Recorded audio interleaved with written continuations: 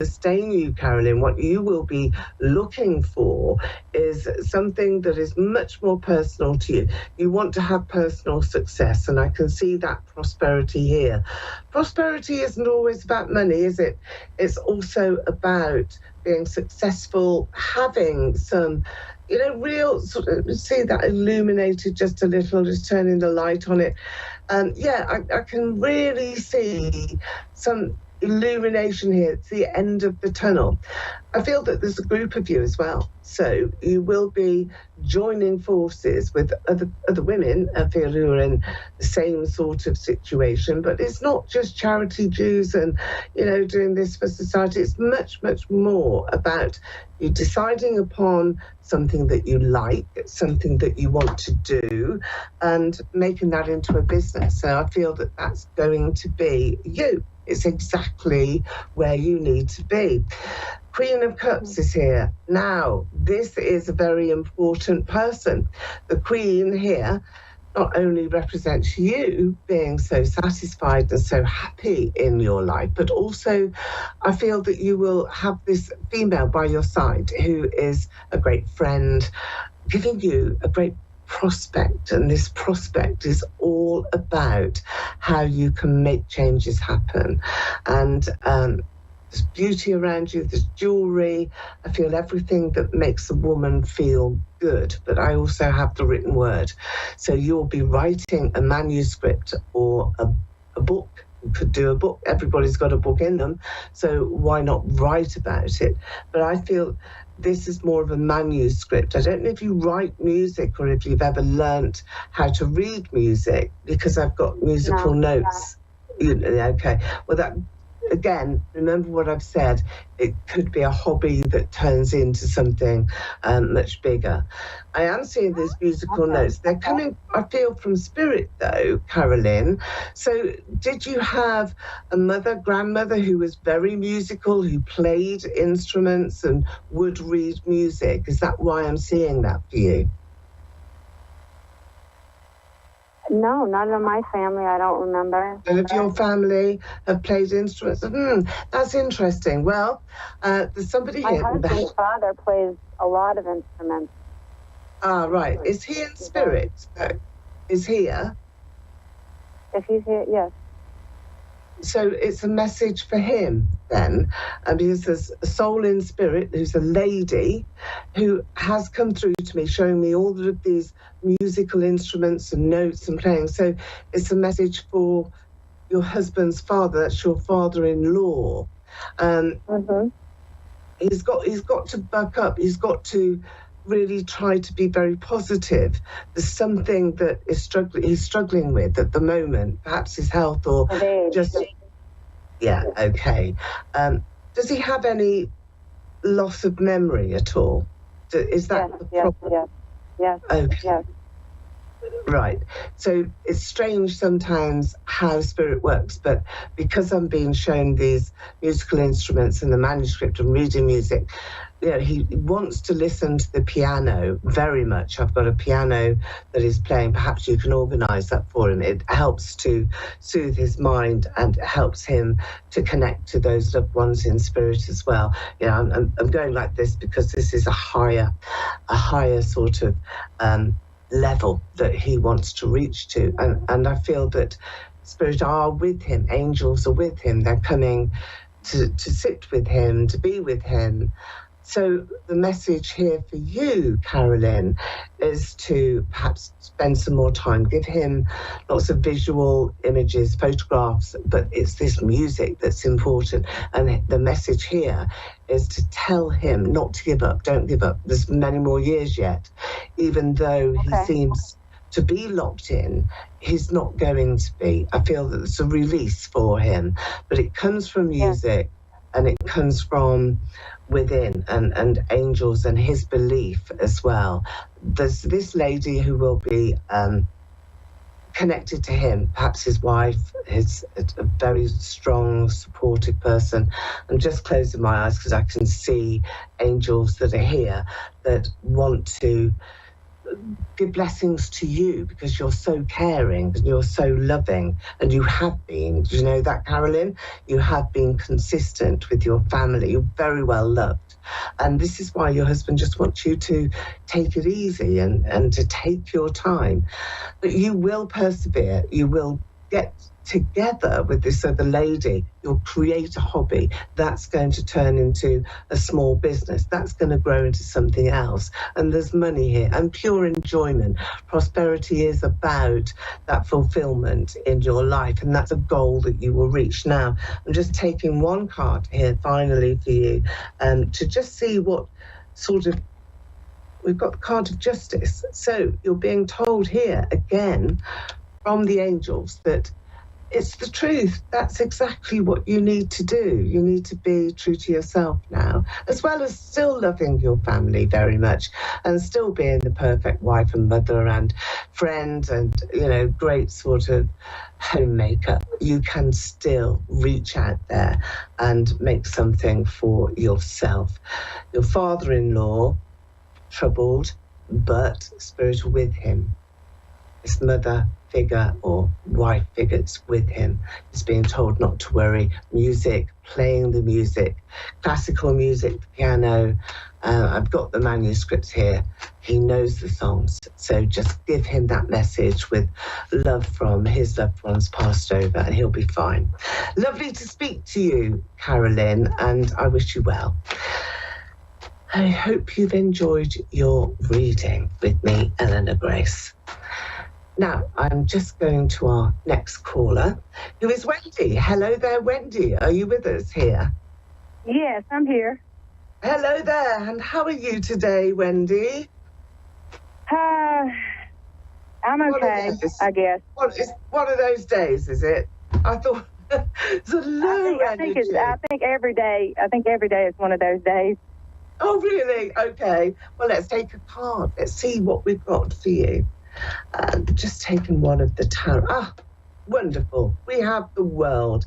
Now, you couldn't get a better card here, Wendy, than the card of the World. This is about freedom. It's not about the world on its own or travel, or even though those things do come into your life, it is about freedom, and it is about you taking a few more steps now to that goal where you can say to yourself, do you know what? It's time for me. I'm just going to section out some of this time for me. And I think you've got to remember, going back into the past, long, long way, the time when you didn't have all of this caring, all of this neediness, all of this responsibility placed on your shoulders. So it's a time when you were much, much younger, even a child maybe, where you had dreams, you had hopes, you had those wondering ideas of what life was going to bring to you, that excitement about how wonderful it is to be alive and to be here and to feel all the things that we can feel. So overwhelmed is where you've come from today. And here is your point of freedom. So we're not going to be dwelling on all the bad things and all the negative things, because you have a true heart here. This is Two of Cups. So are you in quite a loving relationship? Because if you're not, then one is about to be given to you. It's like you are. I'm not in a relationship right this second. Right. I do kind of have a complicated relationship that has been like over 30 years with children and stuff. But and I have a couple other people that, you know, kind of try to talk to me. But I'm older now, and that's just not where my mind's at. Yeah. My mind right now is on my kids, and, you know, just making sure that we're okay. And I'm also grieving at the time because my daughter, she died in April. So I'm so sorry. I'm still going through that grieving process. Well, she's here because she's in your World card. She's right in the centre, if you can see that there. She's the girl in the centre with freedom. Remember, I was talking to you about freedom. So her spirit is free. Was she in a lot of pain? Because I feel distress. It may be you, but I'm getting that from as well. yes, she had a lot of physical pain, and it was right there at the end. She couldn't walk. It was really bad, and she had a lot of mental issues too. So, she suffered for about 9 years, and I stood by her side the whole time, and I went through it with her. So I'm surprised that I'm functioning as good as I am functioning at the moment. But she was 29, so she died right before her 30th birthday, and I found her in her apartment dead, so it's been a lot. Well, she's with you. She is with you. Don't miss her, because she's with you all the time. She seems to shadow you all the time. And you've got these unexpected surprises with the magician. So she comes into your dreams as well here, Wendy, and you will have noticed that. Do you wake up in the middle of the night, do you, about 3 o'clock? What's 3 o'clock? Well, no, I can't sleep at night. So I'm kind of up. But sometimes when I'm up at night, I'll come across like 111 or 333 on the phone or something like that. So what's 3 o'clock then? Why is that relevant to you? Because that's what I'm being told from her, that I've got 3 o'clock or 3 a.m., 3 a.m. in the morning. Maybe that's when... That may have been, maybe that's when she passed. I'm not sure, because I found her early that morning at 8 o'clock in the morning, so I'm not really sure exactly when she passed. That may be what she's telling you, just so that you know a little bit more about her circumstances, because she's gone to higher levels, because the archangels are here with her, particularly Raphael, that I've got this sense of, this wonderful uplifting spirit that is with your daughter. And this 3 o'clock is being shown to me, as well as a sort of feathers everywhere, white feathers everywhere. It's like she's on a bed of feathers, so light and not in pain anymore. So she can float, and she can, really sort of take her time. And that, I feel, is very significant here. She loved her life. She loved her life, but she did not like the pain. She couldn't deal with that anymore. She was more... Even over the 9 years, she never gave up. She was still trying to make plans. But she also heard voices, so it's not her whole life, but like around 2016, one day she just slipped out. She just started hearing voices and stuff, and I never could figure out. And then we found out she was pregnant like the week after that. So I always put the pregnancy with whatever that was, but I could never find any doctors to help me to figure out what was wrong with her.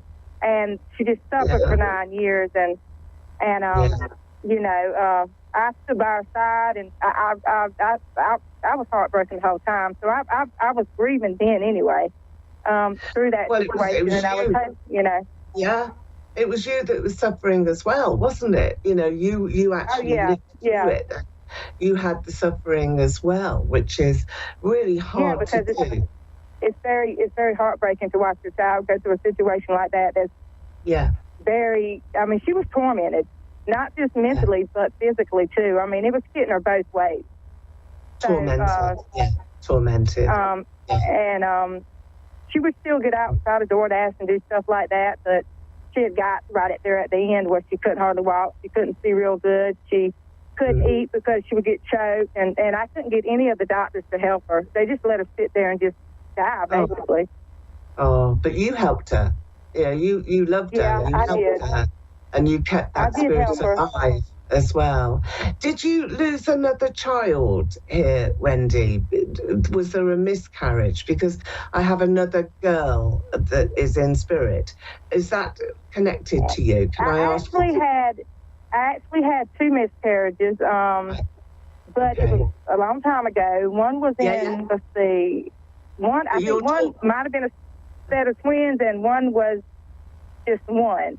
But they would have been around, they would be older now. Let's just put it that way, because my third child, which was my third child after my second one, is the one that died. And I got pregnant when she was like 3 years old. So she was 29 when she died. So she was 3 years old when I got pregnant the first time and had a miscarriage. And then the second one was after my third child. And she's 24 now, and that was 2 years after her. So they would probably be in their 20s. Right, okay. But I feel that there's at least one soul in spirit who is with your daughter. So it seems as though the soul family has connected, that they come from the same place. I'm being given a J as well, the initial of J, and I've also got the P here, which is what I started with, which I felt was going to be important in today. So who is J in spirit? Who is that? I don't know anybody that would have J. I've got an Aunt Ginger. That's a G though, but she's passed. No, this is a J. Well, look, I'm just going to leave that one with you, because sometimes after readings, people just put it together, and you've got your daughter here with you, and I want to concentrate on her. So firstly, give me her name so that I can talk to her while you're here, so I can really get some... The one that died, not the miscarriage, but one that died at 29, her name was Alyssa. Alyssa, okay. Alyssa, she's very pretty, wasn't she? I've got a pretty face. She was gorgeous. Yeah, gorgeous. Pretty face. And big cheeks. I've got these cheeks that I want to just, Patricia cheeks. She had dimples. She had really deep dimples in her cheeks. Really deep dimples in her cheeks. Yeah, that's what I can see now. I'm connecting to Alyssa. There's tears in her eyes, but she had beautiful eyes as well. She wants to really sort of show you how much she loves you, how much she cares, and how much she was so grateful that you took away so much of her pain, which you did. And you took that away selflessly. It was a selfless act. There was a problem with a man, I feel, with her. There was somebody that...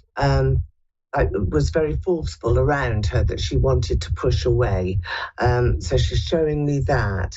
I think that was a relationship that she had, somebody that she liked and then disliked a lot. You'll understand that. That's what she's saying. You will understand. She isolated for 9 years. She pretty much isolated herself. She's pretty much by herself. So the only person I could think that she would be talking to would be her baby's father, but she didn't really have that much to do with him. But he had got the daughter, and she didn't get see her daughter for like 3 years before she died, because he had her, and he just never let her see her, or I'm not sure what the situation is. I just know she never saw her. That must be the forcefulness that I've got, the presence that is so strong. Wendy, it's a wonderful moment for you to be linked to Alyssa here. She's going to come into your dreams, so watch out for your dreams. And I'm going to thank you so much for coming into the show. We're coming to the end of the show now, so do get hold of me on gracedestiny.com. You'll find my website, and you'll be able to book a reading or have an email reading. They're really popular, and we can carry on with this sitting, with this psychic connection. But lots and lots and lots of love to you, and your daughter wants to thank you for being so brave. So you must have been. Well, that's the end of my show. I've been Eleanor Grace, and I will see you next week. Bye-bye.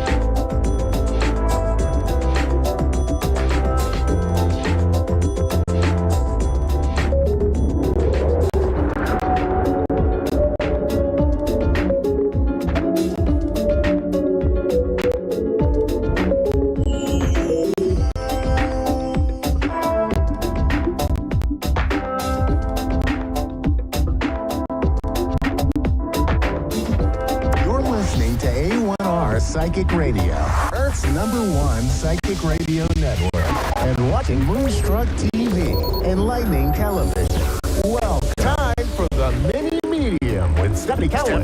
Live from tarotwithsteph.net. Connect direct. In North America, dial 888-454-2751. In London, 20-3519-2158. In Sydney, dial 02-8488-3147. Or online, contact us through our Facebook page, facebook.com/psychic radio. Or one of our websites, askoneradio.com or moonstruck.tv. This is the mini media on A1R, the Ask One Radio Network. Hi guys, happy hump day. Happy Wednesday. I'm your mini medium on the A1R Psychic Radio and the beautiful Moonstruck TV. I am sitting here trying to get myself centered and ready and focused because today's been a bit of just some crazy energy. So hopefully tonight we'll be able to feel that energy, but maybe not so chaotic and not so crazy. So already having some things going on with electronics and phones and whatnot. So I think we're getting pretty close to that full moon. So that can very well be the case. But anyhow, it's so fun to be here today and just kind of can't wait to see what tonight brings as usual. So lots of interesting readings I've had for the last week or so, even so much so that there's some reason that the veil between us and our spiritual world is very thin right now. So messages from your loved ones in spirit have been really just amazing and so validating for my clients. So I'm hoping that today we get that beautiful same energy. And I also, for those who maybe also follow me on my Facebook page or on my YouTube, last week, I was finally able to get my YouTube channel working and figured out how to stream to from YouTube to my Facebook. So tonight I'm going to be doing the same. And so at 8 p.m. Mountain Time, I will be streaming from my YouTube, which is Mini Medium 75. And but also that will go to Facebook. So if you would rather hop on through Facebook, which is just Mini Medium, I would love to see you guys on and just share these beautiful messages and do some free readings for a couple hours and see where it goes for sure.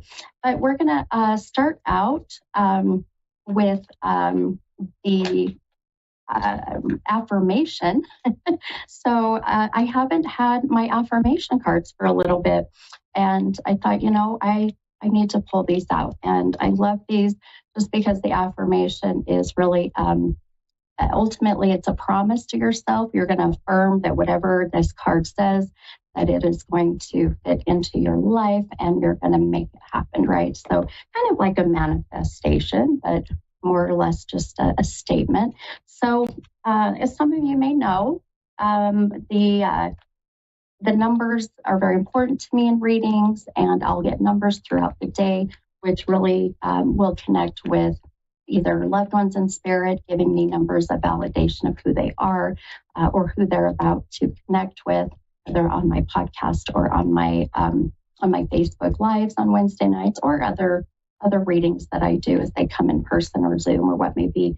And so today, it's been a very interesting group of numbers, but I noticed the common number between all of them is the number 9. Now, I know 9 is going to be pretty broad, and I feel like we all connect to that number. September, the 9th of a month, it's the age of 9 years ago. So I know that one's going to be what I call a vanilla, validation. So I asked for this soul who I have felt. I've had a beautiful spirit with me today, as they always do on Wednesdays. So Tuesday nights, I'll have these crazy dreams, and then Wednesday, they'll come through and validate even more. And so with the 9, I got the number 36. Now that's a little bit more, narrowed down, more specific. So for me, that number is going to be the age of 36, March 6th, where 3 and 6 come in. It could be someone born in 1936. So I'll throw those numbers out there and we'll see if that connects with any of the callers tonight, and or with anyone that happens to hop on to my Facebook or my YouTube tonight for the free readings. I can talk. So let's pull. I'm going to pull the number 9 card. I don't think that we want to try to count to 36 tonight.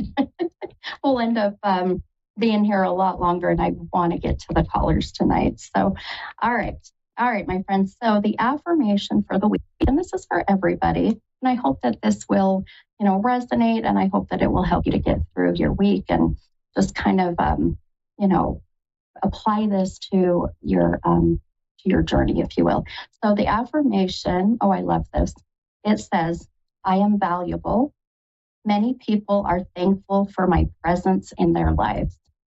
I love that, right? Because I think sometimes we struggle with giving ourselves credit or patting ourselves on the back or feeling like, you know what, heck yeah, I am valuable. And, people actually do love having me around, right? And they're thankful for my presence. So I hope that you can apply that to your life, to your journey, and find that confidence that you are loved, you are valued, you are needed. And you'll be amazed, my friends, at how that energy will be infectious and people around you will absorb that energy. And you'll see how amazing that the domino effect is, right? It's kind of like the butterfly effect. So I hope that you all can apply that. We're kind of, we're in a very interesting time right now with, things going on out in the world. And I'll tell you, I'm a firm believer of all the energy you put out in the universe, it comes right back. And this year, my friends, we're in a karmic year, so it's coming back tenfold.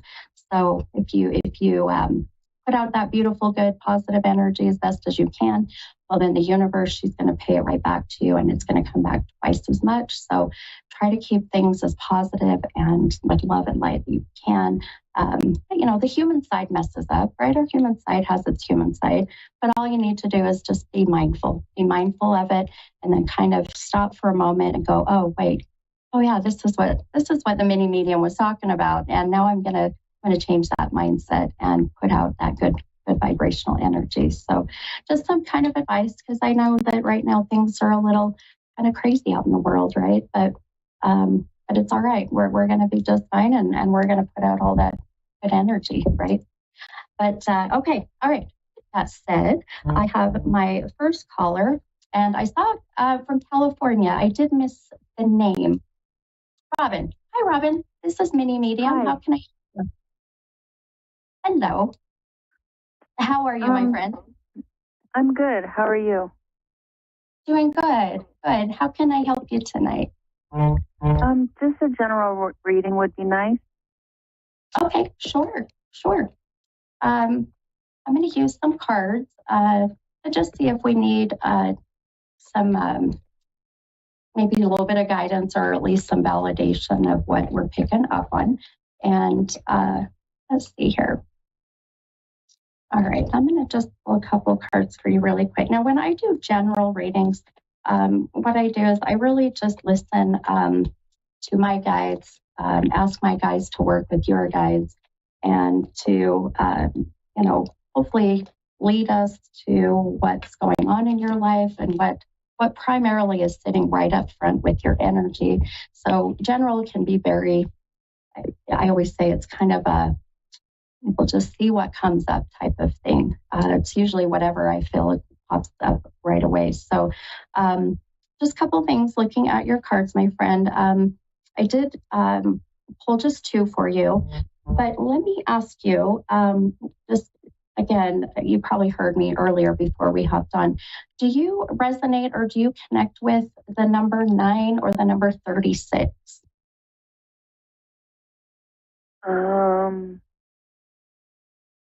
So 9 will be like September, the 9th of a month, 9 years ago. Yeah, I have a close family member with a birthday in September. Okay.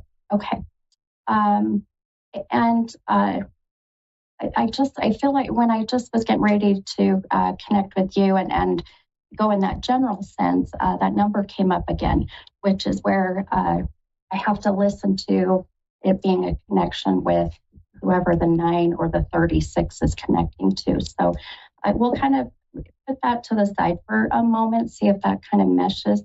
But some things that I really feel I'm looking at with you, you, without a doubt, my friend, within the last month, if not even less than that, I feel just a lot of new decisions coming up, a lot of changes. I feel like there's been some decisions that you've had to make or are about to make.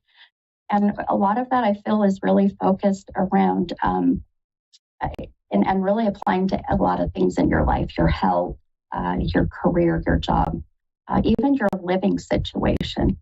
Did you just move or are you moving? No. Okay. So I would just say be mindful of that. Here's why, because I do feel there's a sense of you needing to make a change of making some decisions when it comes to your home dynamics. And if it's not your moving, then there's some reconstruction, there's some remodeling in the home that's being done or will need to be done. So please keep that in mind, okay? Also, some relationship issues as well, some relationship things. You pulled this Ace of Swords card, which came out reversed. Now, when that happens, that's really connecting with your shadow work. And shadow work is the things you're working on just personally, or those things you know you need to work on, just so you can live your best life, be the best version of you. And the sword is where you're really having to fight and defend and protect. So the ace connects with the new beginning and these new changes. So even the living situation, my friend, even the home dynamic environment, it's even applying to those changes coming. Relationship wise, are you in a relationship? You have a significant other? Because if you do, there's a distance right now between you two. Okay, yeah. He works out of state. Okay. All right. Has there been talk about moving? One of you moving in? He lives with me. We're married. Okay. But there is talk about wanting to move out of state. Yes. Okay. And together, is that correct? Yes. Okay, perfect. And I feel this is something that it's that feeling of a fresh start, my friend. It's the feeling of, we're kind of having some, disconnect in the relationship. There's, been some, ups and downs, which all relationships do, but it's that point of where, what are we going to do next? We're at a milestone now. What do we do? And the fresh start, moving out of state, maybe getting away from some family or friends that maybe are not serving you both in a good way, is part of this, where I feel intuitively, and as what I see, future wise, I feel like this is a good decision. It feels to me that it would be good for you both. I keep seeing 3 children around you. Do you have children, my friend? I do. I have 6 of my own, and I adopted my sister's son. Okay. You said you have 6 of your own, and then you adopted your sister's son. Is that right? Yeah. Okay. All right. Yeah. I want to show something really quick, and you can go back and watch this on YouTube, on Moonstruck TV, or on the Facebook page. But one of your cards that you pulled, I'm all about numbers too, by the way, I'm going to show it on camera, is this 7 of Cups. And the 7 really is connecting to your children, where you got 7, the 6 of your own, and the 1. The reason I feel like I'm only seeing 3, or the number 3 comes up, I want you to, it really will connect with the month of March, or the 3rd of the month, with one of the children. This is how my visions come in. Do you connect with that number? I do.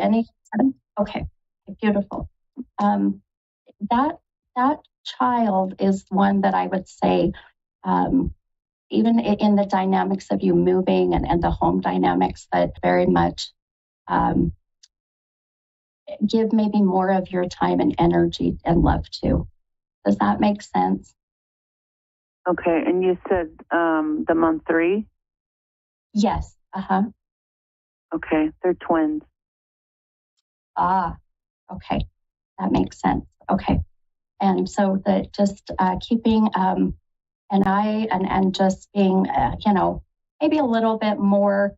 I always say not helicopter mom, but just kind of keep an eye on them and how they're processing things, what they're going through. It just feels some extra love needs to be there. So just just keep that in mind. Okay. Okay. But I'll tell you some, things I see with, the move and, relationships and all of this. You have a great connection with your significant other. I just feel it's time for some change. Okay. I feel it too. Yeah, absolutely. And one we thing were really just talking last night about a change. I was talking to my husband about change in my career, that I wanted to do something different. Yeah, exactly. Yeah. And all of these beautiful changes, it is your soul going, all right, it's time. It's time. And there's no coincidences in life when you get that little itch. So listen to the intuition. It never will ever, lead you or steer you wrong. Okay. Okay. All right, my friend. Well, I hope that helped you. I know I've got another caller, but feel free to hop on tonight on my Facebook page. I'll be doing free readings on Mini Medium, and that'll be here in about an hour and a half if you're up and willing. Okay. Okay. Thank you very much. Okay. All right. You're welcome, my friend. Have a great night. You too. Bye. All right. Bye-bye. All right, you guys, we got time for another caller. This is Trisha from Georgia. Hi, Trisha. This is Mini Medium. Hello? Hi, Trisha. This is Mini Medium. Hi. How are you? I'm all right. How about yourself? Doing good. Doing good, my friend. How can I help you tonight? I am at such a crossroads at the moment. It's been rough the past year or two, and I was just wondering if you had any insight from, any of my peeps or yourself, or however you go about it. Okay, sure. And do you want just kind of a general sense of whatever's coming up, either from your guides or please. loved ones in spirit, or? A message from Spirit would be great. Yeah. Okay. Beautiful. Okay. Let me ask you before we get into really into that fully, but numbers are very important to me. And today I've had a very strong male soul with me, and he keeps giving me the number 9 and the number 36. So this is the month of September, the number 9, or the 9th of a month.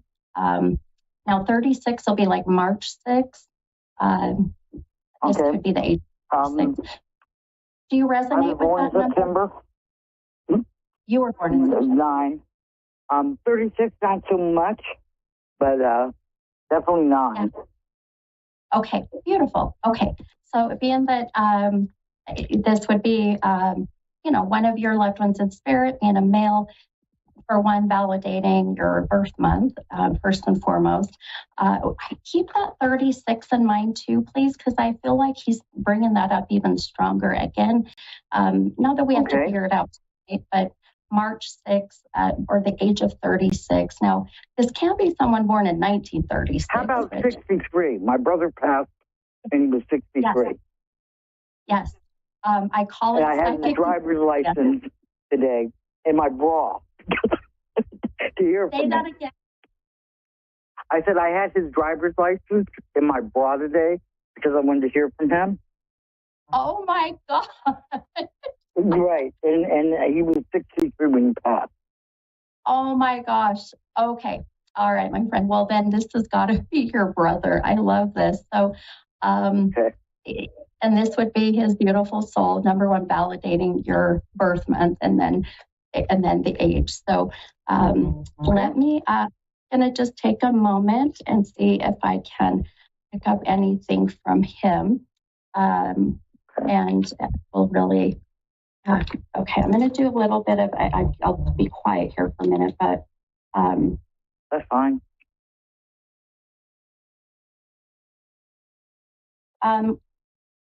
Immediately, what he is giving me, I just got a very strong impact to my chest, but then it went to my head. Do you, without giving me too much information, do you understand what the way? Bad accident. Yeah, he was in a really bad accident years ago, and he got like a 17-inch gouge in his head. Gotcha. Okay. And this was before his passing, correct? Oh, absolutely. Yeah. Okay. So this would be his way of just validating this is him, but what, unfortunately, what he went through. But there is a sense of him also. I know that you, hoping for him to come through, hoping for him to be here, which you've done a lot of the work for me, which is great with manifesting and putting the driver's license in your bra. I love that. I have never in 28 years, my friend, ever heard that. I think that is awesome. But you put him close to your heart, right? You put him right close to that heart chakra. So, and I really feel that your brother is very, very close to you, very protective of you. There was some unfinished business, and still is. He says that he's working on that, but he says you need to know that he's okay with Dad now. Do you understand that? Okay. Sure. Yeah. Okay. Good. Okay. He is very. He uses your senses to let you know he is there, and I can smell either this is cigarette smoke or this is pot smoke, my friend. I mean, he didn't smoke weed, but he definitely smoked cigarettes. Okay. Perfect. Okay. So pay attention if you're somewhere and you're smelling that smoke, that very well this could be his way of letting he's there. Okay. He's wanting to mention the new baby that just came in. He's showing me the new baby, or someone just announced pregnancy. No, but my niece has a 1-year-old, soon to be 2-year-old, and I'm living there now. Oh, okay. And you're living with them? Yeah, I'm living, so she was 1 when I got here, so that's a new baby. Gotcha. Okay. So his way of just validating that he's with you and he sees, what you're doing through life. He does say that he's showing me that you have got to get into have your like a stress test done, my friend. So the heart, the blood pressure. He's a bit worried about that. He says he's struggling. I'm not, but I'm going to the doctor at the 24th. Oh, okay, perfect. Okay. And are they going to be kind of doing that kind of check for you? I don't know. Okay. It's just my general doctor, but we'll see. Oh, okay. Okay, fair enough. So I would say he's, wanting you to mention this if it's not mentioned in your appointment, okay? Okay.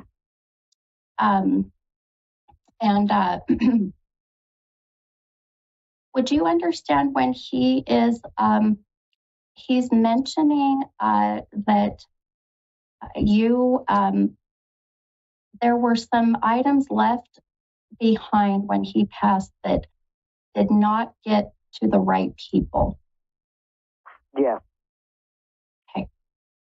He says it's okay. He doesn't want you to be upset or put too much more energy into this, anger, whatever may be. But he sees this and knows that things will work out the way they're supposed to, if you will. So just kind of just sit back and let it write itself out, per se.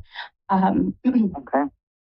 Okay, I've got about a minute and a half, but I want to see what else he's given me. He definitely is a very fun energy and is very talkative, my friend. So he's got lot. He's got a lot to say. But I think really his biggest message for coming through for you is the health, and to watch your health, because he is a little concerned about your heart, your lungs, the blood pressure, but also he says he has no unfinished business with you, and that he wants you to know that. Okay. Okay. All right, my friend.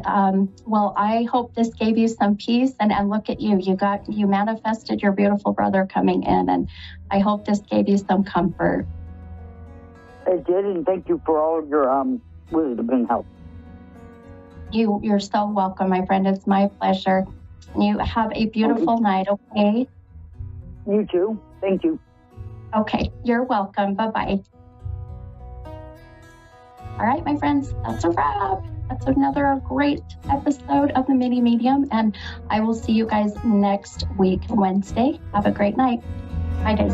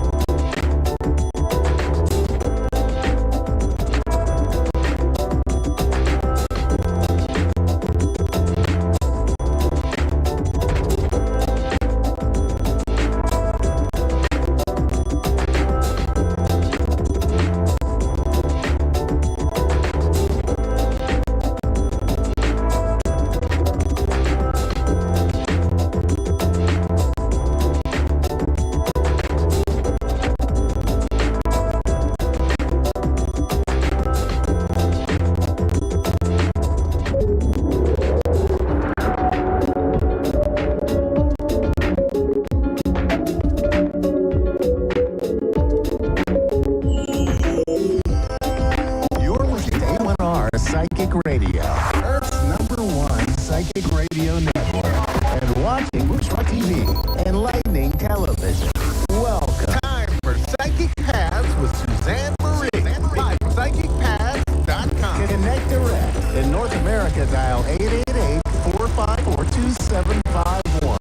In London, 20-3519-2158. In Sydney, dial 02-8488-3147. Or online, contact us on our Facebook page, facebook.com/psychic radio. Or one of our websites, ask1radio.com or moonstruck.tv. This is Psychic Path on A1R, the Ask One Radio Network. Hi, everyone. Welcome to A1R Psychic Radio. I am Suzanne Marie, and I will be here for a little bit. I am a clairvoyant and licensed medium, and you can find me on Facebook, and you can Google Psychic Paths, and just if you're interested in a reading with me, I would really, really love to be able to bring peace and comfort where I can. So we are in July and we are going into Leo season. So is everyone ready? That's a very, very good fire sign.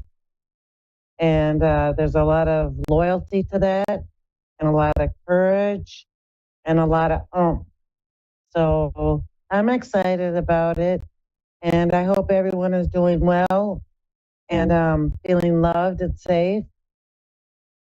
And I hope this time of the year that everyone is being very, very gentle and focused on your well-being for summer. Do the things that you need to do for your health and your well-being, mentally, emotionally, physically, spiritually, because you are important and you matter. So see my little kitten over there? That's Breezy. So I hope that you are taking good care of yourself. We all need to do that. So I hope I get a really good caller. You can see me here every Wednesday. And thank goodness for A1R Psychic Radio for the ability to do this online. So yeah, when I think of things that I want to talk about, I've only got a short window. One of the things I did want to talk about is, what do you ask a psychic or medium? And it's very, very appreciated if you ask direct questions instead of never-ending questions, because we're so full of energy coming at us simultaneously, and we're busy discerning what we're getting. Don't do an open-ended question. It's important to get your questions answered, and if you ask Google, they'll tell you what to ask a psychic. We have Lisa from Rochester, New York. Hello. Hello, how are you? Good. How are you doing?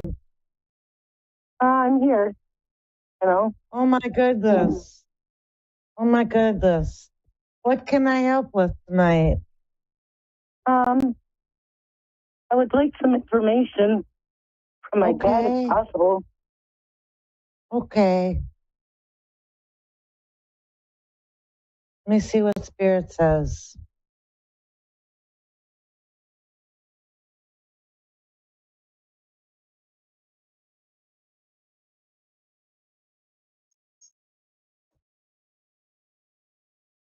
There's a man coming through, and he's not thin. He may be average or husky, and he has the energy of getting things done. He's got a strength about him. I don't think he's too happy about coming through, but that's me. That's probably just because I'm clairvoyant. Okay.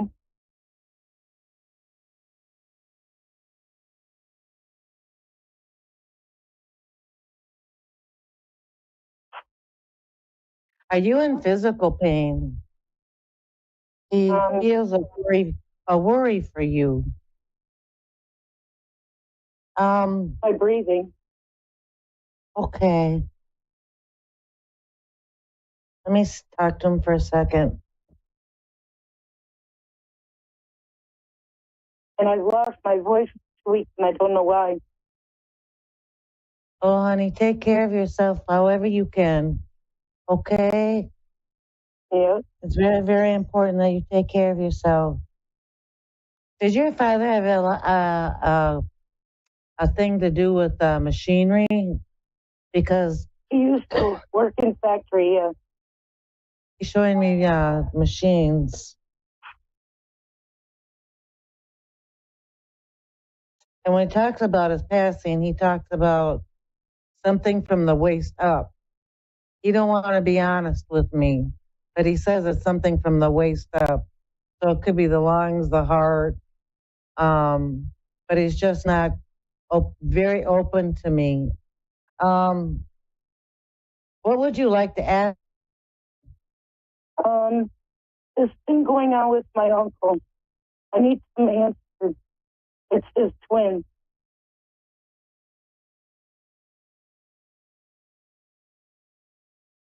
I need some help. The first thing he shows me is his mind, mentally.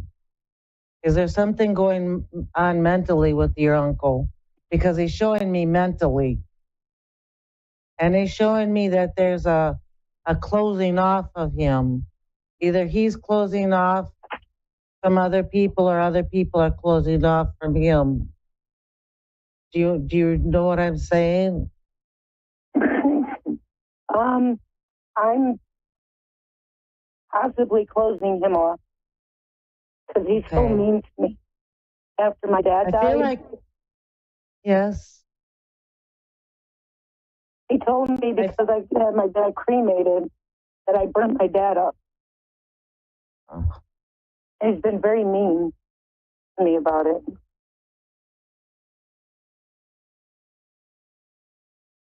Your father does understand if you step back and guard yourself.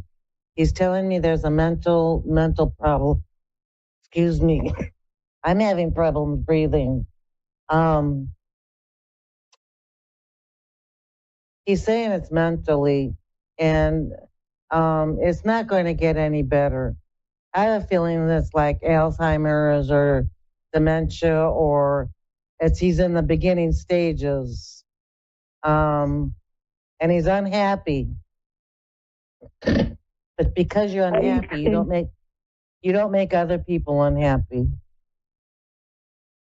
Well, since my dad passed in May on the 18th, my aunt had a heart attack. Which is his sister-in-law, which is his twin brother's wife.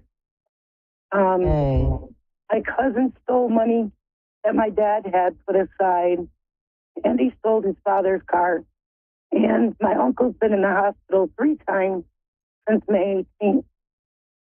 So I can see there's a lot going on. You know? Yes. And I just need some answers. I don't know what to do because, I want to help. But I don't want to be abused in the process. Right. It would be to step back emotionally, if you can do that. That's the impression I'm getting, is that if you want to be helpful and empathetic with everyone, you have to step back emotionally. You can't save them. You can't stop what's happening with them, but you can give them what you have with your emotions and still protect you above all else. It's just been a long process. You're absorbing everything that's going around, except and instead of being an observer. Do you know what I'm saying? You're not just observing all of this. You're absorbing it. And you need to stop absorbing it. It's not yours. You have to figure out what's yours and what isn't. Even when you care and you love them. Right. That makes it rough, though. Yeah, if you absorb it, it becomes yours. And then you carry it around, and it doesn't help them or you. It just burdens you. And so when go ahead, honey. I'm also a caregiver, so it's kind of hard, you know. I think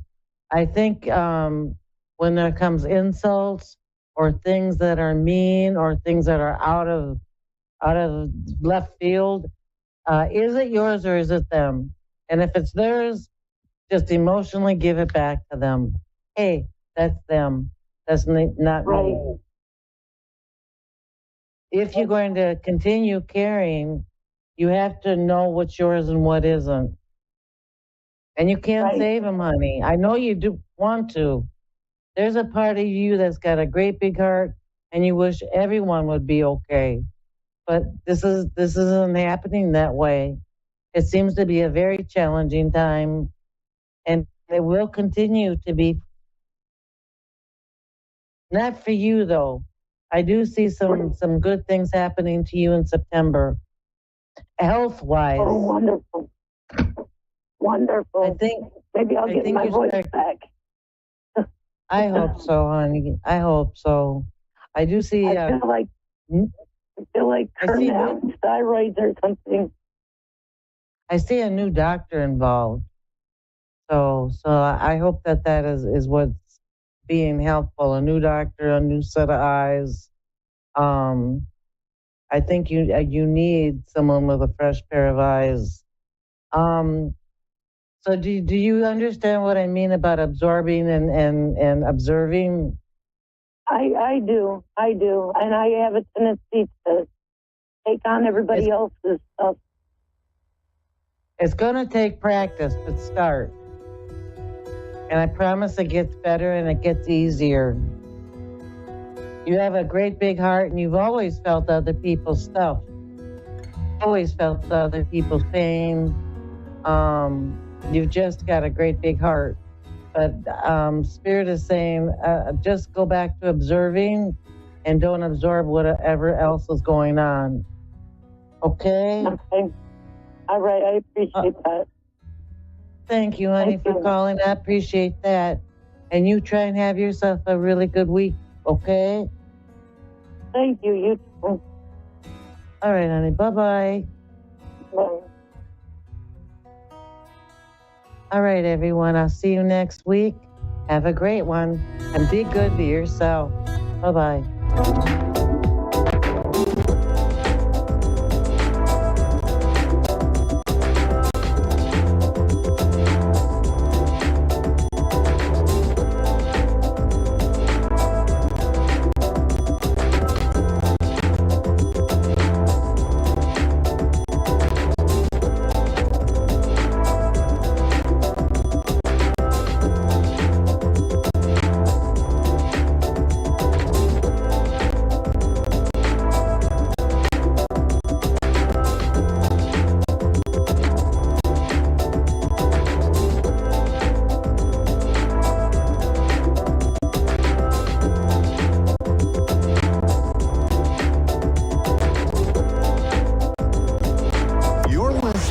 A1R Psychic Radio, Earth's #1 psychic radio network, and watching Moonstruck TV, enlightening television.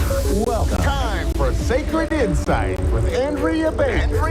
Live from mindbodynourished.etsy.com. Connect direct. In North America, dial 888-454-2751. In London, 20-3519-2158. In Sydney, dial 02-8488-3147. Or online, contact us through our Facebook page, facebook.com/ Psychic Radio. Or one of our websites, AskOneRadio.com or Moonstruck.tv. This is Sacred Insight on A1R, the Ask One Radio Network. Everybody, welcome to Sacred Insights on A1R Psychic Radio. I am Andrea Bacon, and I hope you're all doing well and have had a blessed week. We're going to pull a card on what blessing you are ready to receive now. So what it is you're in alignment for. Now, I've pulled a card already, and we have got Heron, which is the water bird, and it is talking about patience. So I feel like you are patiently waiting for a new beginning, and this is what is coming in. This card is talking about stepping confidently into your purpose. So water birds or white birds might be significant, and the ocean is going to be a great place to spend time to find the balance. And you're already ready to receive a renewal of energy. So this can look like no longer thinking about past relationships, thinking about, the burdens or everything that you've dealt with and releasing that. Cleansing by the water is coming up to be very healing. So this can help with that energy renewal and give you energy. Now your angel number is 777. So this might be something you've been seeing. This might be something that you'll start seeing after this as confirmation. So just keep that in your mind, and we're going to go ahead and go to a caller. Hi. Or Carrie. Carrie?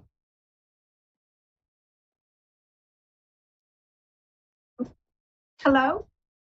Hello. Yes, it is Carrie. Hi, how are you? Hi. I am okay. How are you? I'm good. How can I help you? Just a general reading. Sure. Get you some cards here. Okay, let me take a look for Carrie. What is coming up for Carrie right now? What do you need to know? Okay, so something has already ended. And you're discovering something new. Maybe a new passion or renewal of a passion or interest. Yeah. Let me see. Something, I don't know, it's got an adventurous side to it. It's got like discovery. You're discovering something about yourself, maybe that you didn't think about or focus on in the past. You're seeing this wide range of, what the universe actually has to offer you. And you're realizing there's so much more than what you knew before that was available to you. And that we have an infinite possibilities available to us. And every moment is a moment to tap in to that. Or every day is a day to discover something about this renewal. There's talking about planning and take action on something where before you were feeling like there was a lack involved with this. This could be talking about abundance, like finances, but this could be really any area of life. And then it's saying that you can make plans to take action on something. Maybe you felt like it wasn't possible at some time, or maybe you're just realizing that it's possible. But this is a time for you to actually start planning on something and start taking action on something. Start building relationships with connections with people, maybe friends, maybe people that you can collaborate with, or having a mentor, but people who you can reach out to give you a helping hand. Like there's a lot of energy with this message about other people, about being able to build relationships and supportive connections for yourself. And then there is this spiritual transformation energy coming through as well, like you're having a spiritual awakening. You know, this has to do with stepping into your purpose. This has to do with connecting to that side of yourself that knows that there is this strong connection to your higher self, to your spirit guides, your angels, and it's like you're learning how to tap into that and how to get guidance from them in order to like take on this whole new path in your life. Yeah. Is that making sense for you? It does. It does. Let's see. So, yeah, there's something that is going to warm your heart that I think you're going to discover. Whether this is related to something that you're going to make money doing or a hobby, you know, one or the other, but it's going to bring fulfillment for you. It's going to put a smile on your face and bring a lot more peace into your spirit, a lot more peace into your life, where you can just feel like you can just relax and, you know, decompress, and you don't have to like worry so much. So this is really good. Yeah. Sounds good. There's this message about calling in the angels, like, you know, just like a really quick daily routine that you might have for them to be around you, your home, your car. That way, you know, it can kind of clear out anything that you're holding on to that isn't serving you, that could be blocking, you know, communication or blocking your intuition. And they can help remove stagnant old energies. And just doing like a real quick routine every day, calling the archangels in, like some of the main ones that a lot of people will call in is Archangel Michael, Archangel Gabriel. Well, Michael's for protection. Archangel Gabriel is to help with communication. So it can also, you know, help you connect with others through helping communication. Archangel Uriel is really good to help light your path ahead so that you can kind of see what steps to take and see, you know, just bring light to and clarity in for you about where you're headed. And Archangel Raphael is one that you can call in for healing. So he's good for healing emotional or physical ailments. And he's associated with the color green. And you can just call them in. This is going to continue on this transformation that you're going on. And it's actually going to create this whole new path that you're going to be taking. You might even take like some type of spiritual trip later, like next year, something, but you're going to be taking steps towards this new path. And it has a bigger, grander theme that's leading you in for the rest of this year into next year. And it is going to bring in basically a whole new world in a way for you. Okay. It's going to really, it might bring in a new relationship and a new mentor and a lot of celebration. So, but yeah, I'm going to go ahead and leave you with that. That's the end of my show, and I really hope this really helped you and brought some clarity in for you. But it sounds very successful and very happy for you. So thank you so much. Thank you. Okay, thank you. And yeah, that's going to do it for me. So if you want to book a reading, book a coaching session, you can go to stan.store/mediumandrea and check out what I have listed. Thank you. Have a good week. Bye-bye.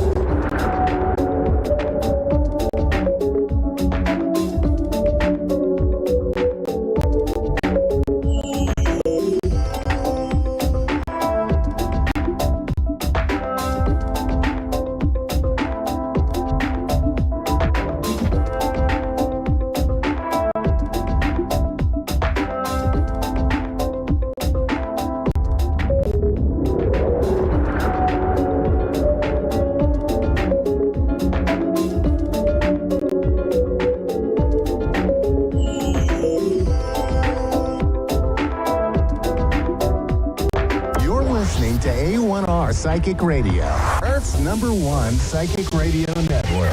And watching Moonstruck TV, enlightening television. Welcome. Time for New York City Celebrity Psychic with Perry Lyons. Perry Lyons. Live from PerryLyons.com. Connect direct. In North America, dial 888-454-2751. In London, 20-3519-2158. In Sydney, dial 02-8488-3147. Or online, contact us through our Facebook page. Facebook.com/Psychic Radio. Or one of our websites. AskOneRadio.com or Moonstruck.tv. This is New York City Celebrity Psychic on A1R, the Ask One Radio Network. Hello, my cherished ducklings. I'm Perry Lyons, New York City Celebrity Psychic, and you're you, which is the best thing you could be. And welcome to my show. Well, it's our show, really. I'm sitting here like a lovesick teenager, staring at the phone, waiting for your call. Meanwhile, I had a viewer contact me and ask me when the first time I had a mediumship experience. Essentially, when was the first time that you saw dead people? Which is a reasonable question. And it was a while back. I was still married to my wonderful husband, who's an artist. And I was in his studio in Chinatown in New York City. And I was expecting a bunch of girlfriends to come over. But that night in New York City, there was the most amazing phenomenon. I've never seen this before since. For like 10 hours straight, there was lightning, just constant lightning. So between the land and the sky, it was just like lightning, lightning, lightning. It was bizarre. And people being people, some people went out on their metal unsupported fire escapes to watch and were taken out of the gene pool. Anyway, so it was just me and my husband and this new friend of his, who is an artist. I didn't know him. Very nice guy. I'm not going to use his real name. I'll call him Jake. And Jake very kindly, I was just starting to do tarot cards. So Jake had brought me as a gift a set of really nice cards. And we're hanging out, just the three of us, and we're talking. And suddenly I look at Jake and there's somebody standing next to him. Now, it wasn't like person. It was a little like a color slide projected onto water. But they were there. And I said, Jake, do you know somebody whose name is Sarah? She looks a little, how does she look? She's a lovely little old lady. She's wearing a blue house dress with a Peter Pan collar, and she's holding a red kind of cake pan with this puffed cake in it. And she says her birthday is either March 13th or 15th. And he said, yes, that's my grandmother, Sarah. We don't know when her birthday was. It was the 13th. Because the shtetl burned down with all our records in it, but we celebrated either the 13th or the 15th. So we celebrated the 14th. And then he said, wait a minute, how do you know that? And I told him that she was standing next to him. And then all these other people appeared behind him. And there was a man who is very conservatively dressed. And I said, there's a man in a 3-piece suit wearing a hat. He says he takes you to the corners on Sundays to get you an egg cream, which is a New York thing, and buy the funny papers. This is back when there were really newspapers. And he says he's your dad, and he's holding a pinochle hand. I don't know what is pinochle? Is that a card game? He said, that's my dad. He died playing pinochle. And then I said, there's also somebody behind you who is very good looking. He looks like an American Indian, and he is lying in a deck chair and smiling and holding a beer. And then behind him, there's a woman with her hands and shoulders. Hi, Rose in Orlando. I'll be with you in about 5 minutes. So breathe deeply and think about your question. So I'll be right with you. Oh, the woman standing behind him with her hands on his shoulders, and she's weeping. And I described that. He said, that's my real dad. I'm Native American by birth. And that's my biological father, my biological mom. And I think we ran out of family members at that point, or else I fainted. But so that was the first time that happened. And it was, imagine just having a normal life, dum da dum da dum da dum, just wandering around being yourself, and then suddenly dead people show up. I didn't, I had to be polite. They showed up, and I'm well bred, so I had to speak to them. And then for the next few months, before I learned to control it, in my dreams, all of my friends' dead relatives would show up with messages for them. Interestingly, the messages were usually not that interesting. They were along the lines of, "Hi, having a wonderful time. Wish you were here." Not exactly that, but the messages were sort of like, "Hi, it's your Aunt Louise, just stopping in to say hello." I finally had to put my foot down and say, "I am not a voicemail for the afterlife. Knock it off." And they listened. So anyway, that was my first time seeing things that one normally does not see. So Rose, I'm just going to do the psychic tarot weather. Now, for those of you who watch regularly, and if you do, bless your hearts. I love you. May you win the lottery. I've got a story about that too, but next week. So I'm going to pick 3 cards. And these apply to, if you just happen to be watching or listening, even by accident, these cards still apply to your week. And it's kind of astonishing how they actually do. I've noticed in my week, I'll be like, wow, isn't this what I predicted this week? That's weird. I don't know why I think I should be immune from my own predictions. But so the first card for the beginning of the week is the Chariot card. This is a great card. And this signals some sort of success in some combination of art and business. So this could be anything that involves something artistic, and that can be a lot of things, but it also has a business component. Interestingly, when I read, it's often a woman-led business, or it might be, if you're a woman, it might be your own business. If you're a man, it's a woman's business, but it's a victory card. Don't ask me why there are 2 sphinxes pulling a chariot. I don't have all the answers. Well, yeah, I do. But this is interesting. Middle of the week, which is a weekend, you might hear about or be invited to a wedding. Somebody's getting married around you. They just are. And it's funny because this morning I got invited to a wedding. So this card has already happened. It could also mean that you're entering into a closer commitment with your person of choice. And if so, congratulations. And then the last part of the card is saying, take a little time. Take a little time, step back from the hurly-burly of life. Hurly-burly. And the general miasma. Take a little time for yourself to retreat, get your energy back. You don't have to lie in a tomb with swords above you. That's optional, as this guy's doing. But it's a time to kind of just get a little objectivity. Take a little time for yourself. Take a deep breath. You deserve it. That's the week. Okay, Rose, thank you for being so patient, my angel. How are you? I'm good. Thank you. Oh, I like your voice. I like to connect to people through their birthday. You're welcome. It's very nice. I like to connect to people through their birthdays. So tell me when your birthday is. You don't have to tell me the year. Don't ask. It's October 15. Oh, a very good day. Yeah. Okay. And what's your question, my angel? I don't really have a question. I don't know, wonder what you see in my future for me.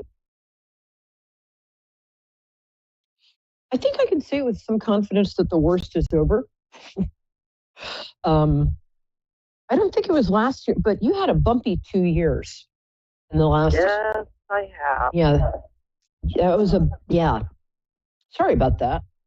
It was a little like you crossing, trying to cross a highway and you kept getting hit by cars, except not that, but sort of metaphorically. It sort of, you'd get back up and then get mowed down again. That's done. That bumpy getting hit by metaphorical cars part of your life feels like it is over, at least for the foreseeable future. And this is an odd question because I don't know how old you are. You have kids, right? You have 2 kids. You have 3 kids. I have grown. Yeah, they're grown. I do. I have two sons that I gave birth to, and then I have stepchildren. Mm-hmm. Well, what's coming up for me is grandchildren. That was why I was going to say a funny question, because I don't know how old you are. But there's some sort of grandchild. I have grandchildren. Great.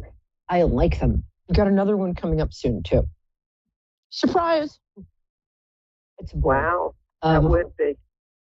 Yeah. I don't think it's intentional, but it'll be welcome and healthy. With 2 grandchildren? I'm sorry, I can't quite get this. No, you have 3. Grandchildren or great-grand? Wow, look at you. Damn. I'm just asking. Wow. Good question. That threw me for a loop. So I'm just going to, maybe it's a great-grandchild you have in the way. I wasn't expecting that. So my guides were saying grandchildren, but maybe it's great-grandchildren. Anyway, there's going to be a new arrival soon. A second. Oh, I like you. You got nice energy.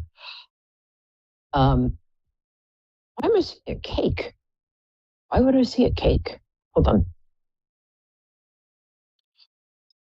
Are you a good baker? Strange question. I would be baking a cake. Any particular kind? No, it's not a request. I mean, I would love a cake. I'm just, sometimes when I work with my guides, it's a little like playing charades. There's a birthday coming up, like a week from now. There's, yeah, that's what it is. my love's birthday's coming up, and he's not here. He's passed I'm over. so sorry.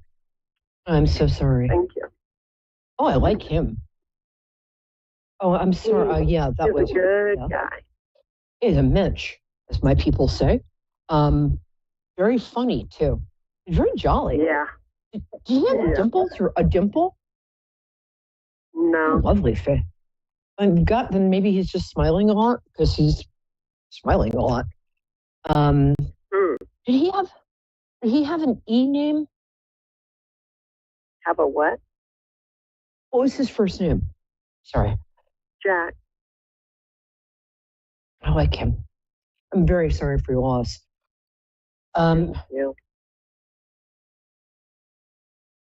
So you have the stepkids are from him. His daughter is pulling focus. He has a daughter? He does. Yeah. She seems to be in a little bit of trouble, or she's pulling focus for some reason. I'm not sure why. He's very much with her. Can't quite tell what's going. There's some sort of, it might not be showing up yet, but there's some sort of, she's going through a bit of a hard time. Give her a call. Send her a cake. Yeah, I'm sorry about that. She's going to be okay. She can actually ask him for help.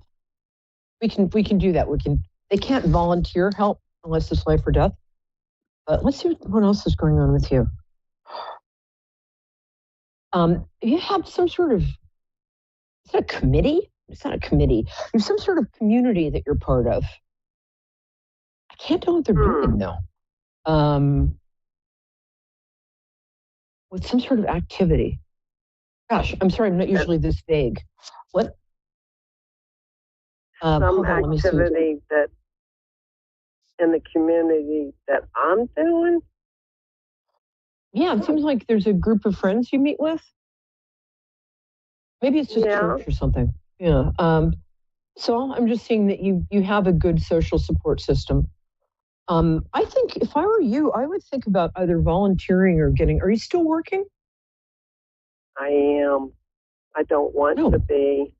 I'm getting tired of it. Been at the same place for a long time, helping people. Yeah. And I like helping people, but people aren't all that nice anymore. Yeah, I've noticed that too. I say hi to my neighbors and they kind of walk past me, possibly because I'm wearing a giant chicken suit, but I don't think that should matter. I think you're going to be at your work for another 1.5 or 2 years. Sorry about that. They're also underpaying you. You're doing about 3 people's job for the price of 1. You are going to get, oh yeah. Also, there's a real witch in your office. I don't know who this woman is, but she makes me want to punch her. Difficult broad. However, it looks like hold on. You're going to have nice holidays. You're going to go away over Thanksgiving or Christmas. Looks like you might be going to Florida. So there's palm trees. What else is happening with you? What I'm seeing, you've been having some health problems too, but I'm seeing them, those are kind of clearing up. You had they're finally. Yeah, things, you're getting better. But the health stuff it was sort of like your back, your neck, circulatory thing. It's like you were being nibbled to death by a duck, but the duck has stopped nibbling. So things are gradually getting better. I'm going to have to jump off in a second because I've got Whitney in Columbus, Ohio. Just tell me quickly about a part of your life that you'd like to know about. I'd like to know if I'm going to be able to move forward, trust, and move forward. Meet somebody. You'll meet somebody next year. Actually, you might meet them around the holidays, but you will definitely meet somebody next year. A nice person, too. I don't know if you'll get married, but you'll be very good companions. That's all I need. Yeah, he's a good guy. He's exactly your age. He might be a day or two, like almost exactly your age. And a very nice guy. He's a little on the plump side, but don't let that put you off. He's a peach. Okay, little on the what side? Plump side. Plump. Plump. Oh, okay. Plump. That's okay. Aren't we all? All right, Melanie. Thank you. It's a pleasure and privilege to meet you. Thank you for calling in. And that color looks great on you. Thank you, love. Hi, Whitney. I'm so glad you called. Are you still there? Oops. Whitney got bored. Okay. While we're waiting for Whitney to come back, I wanted to share with you, I was reading through my journal the other day, as one does, and I found something that my mom said to me that I always think about before I enter a room or if I'm nervous. My mother was an actress before she became a professor, and she was just a great lady. And she said, I was nervous about going to a party or something, and she said, before you walk into any room, throw your shoulders back and say to yourself, I am beautiful and I am loved.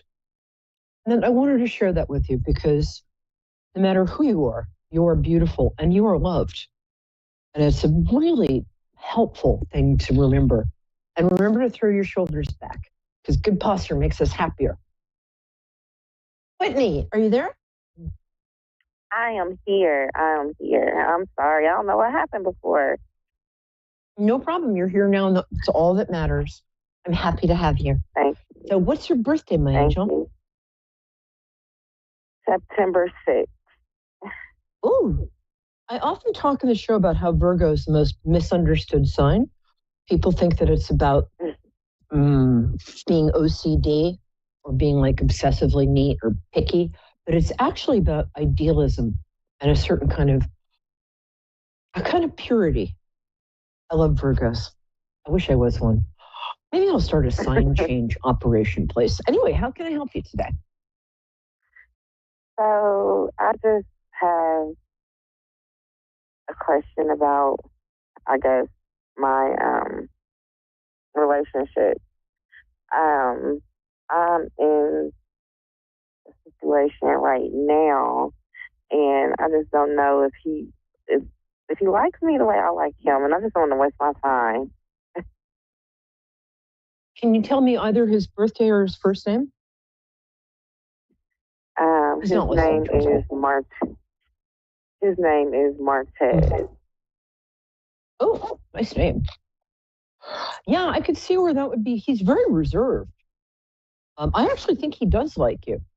You might have to be a little, I never say this to women, but you might have to be a little, not pushy, but a little, this is not somebody who is emotionally forthcoming, is he? I mean, this is not somebody who sits down and talks about his feelings, unless you are holding a gun to his head and maybe a flame to his foot. Okay. And it's hard. He's got a kind of reserved, slightly distant air to him. I don't think it's personal. I think that's how he is. Okay. However, the best way to tell if a man's interested in you is watch where his footsteps. Don't listen to anything men say. I mean, the little deers, I love them, but watch where their footsteps go. If his footsteps go to you, if he shows up or pursues you or is around, then he likes you.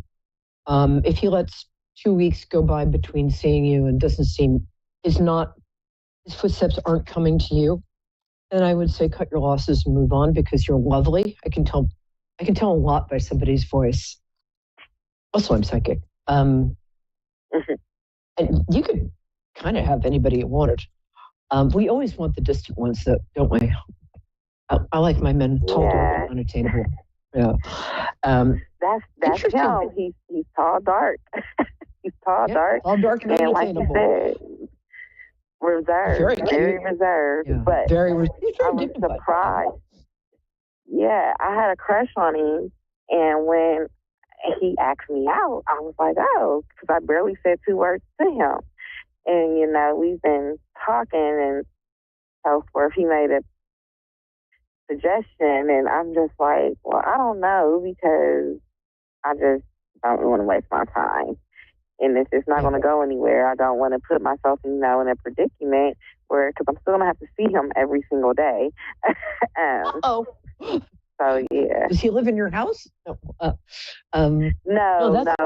We work together. We work together. Oh, that's challenging. Don't poop where you eat. Yeah, we work together. Yeah. I would take it very slowly. Okay. He really does like you. He's very pretty eyes, too. Does he have like almond-shaped eyes? Kind of very nice eyes. I say they're like almond color. That's what I like to say. Yeah, he does. Yeah. Mm-hmm. Yeah, tiger eyes. Yeah. He's very cute. Yeah. He really does like you. He's very dignified. He's very reserved. You might not know he's in love with you until you've been married for 3 years. But I think there's something here. I would take it slowly.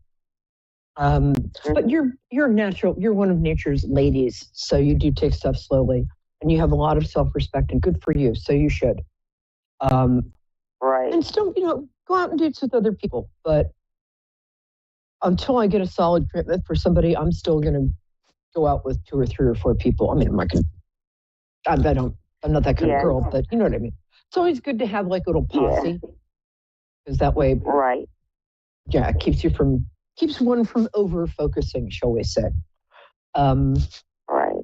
I'm all about having a posse. In fact, I have them all tied up in my kitchen. I think he likes you. I do. I think if anything, he likes you as much as you like him. Because I do have a posse, but he's my favorite. Like, I had a huge crush on him. And when I found him, like I said, when he asked me out, I'm like, But like I said, I don't want to waste my time. I don't think you are wasting your time. And you, luckily, you're both adorable. And I think you have a healthy confidence. I think you're adorable. I can also see you. You're very pretty. You have lovely bone structure. You got wide cheekbones. Nice cheekbones. Mm-hmm. Can I borrow them? I could use some cheekbones. And you're beautifully shaped. You got a big Cupid's bow on your lip. You got that heart-shaped thing on top of your lip, which is so pretty. And you have a cute little chin. You're very cute. Look at you. So cute. And you're going to stay young-looking for the rest of your life. Damn it. Which is annoying to the rest of us, but I still love you. Yeah, I like him. Just be very careful and keep it a bit of a secret. But I think you'd be surprised, because I think in a couple of weeks, you're going to find out that he really likes you. He's going to get you a pony. Okay. I have no idea where that came from. I'm going to say, he give me a pony. He don't like me. Okay. It's like giving your enemy's 3-year-old a drum set. Sorry. Right. Yeah. Everything else is going pretty well with you. You're very smart, and you have your life together. Get your finances under control. Yeah. I want to be you. You're awesome. I don't think so, but that's good to hear. That's real good. And I love the name. Rose is always like my future daughter name. I love the name Rose. Yeah. Well, we've got a couple more minutes. Let me see. Dave, how much more time do we have? That's my producer. I like to see if he's still awake. Is there something else in your life that I want to address? There's a little family issue going on with one of your brothers? No, I can't be right. Nope. With three I'm the only sibling. I said I'm the only sibling. I mean, the only child. I have no sibling. Yes, I have no sibling. Do you have a cousin who's like your brother? I do. I have only male cousins. And yeah, I'm getting that. We grew up together like brothers and sisters. Yeah, that's okay. Reach out. One of them's having a little bit of trouble. He's good looking, but maybe somewhere from 27 to 35. I can't quite see. Kind of slender, under 6 feet. He's kind of going through it, and I don't think he's going to talk about it. But since you have a very sisterly energy towards him, and so you might just want to just reach out, bake him a cake, see if he's okay. But aside from that, everything's good.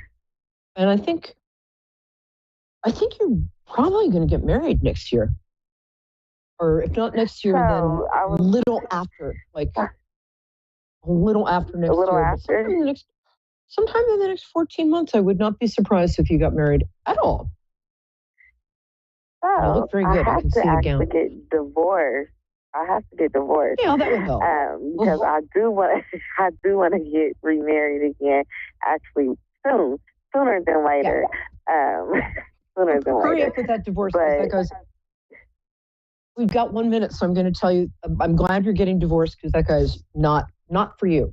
And you guys came together specifically to have the gorgeous kids, and God was like, okay, next.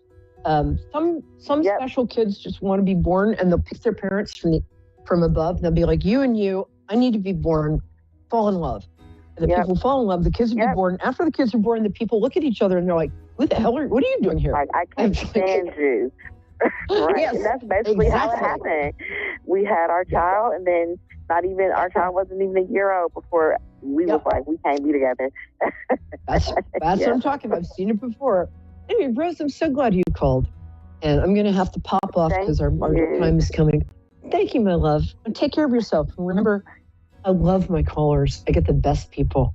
And isn't Rose delightful? Thanks. Sure. I really... well, thank you. Call back. Let me know how you're doing. I'm Perry Lyons, PERILYONS, like Periwinkle, and then, Lyons with a Y. And remember, you are beautiful and you are loved, and that color looks great on you. Have a great week. I'll see you next Wednesday, 9 p.m. Eastern Standard Time. Woohoo! Oh, I saw it for a second.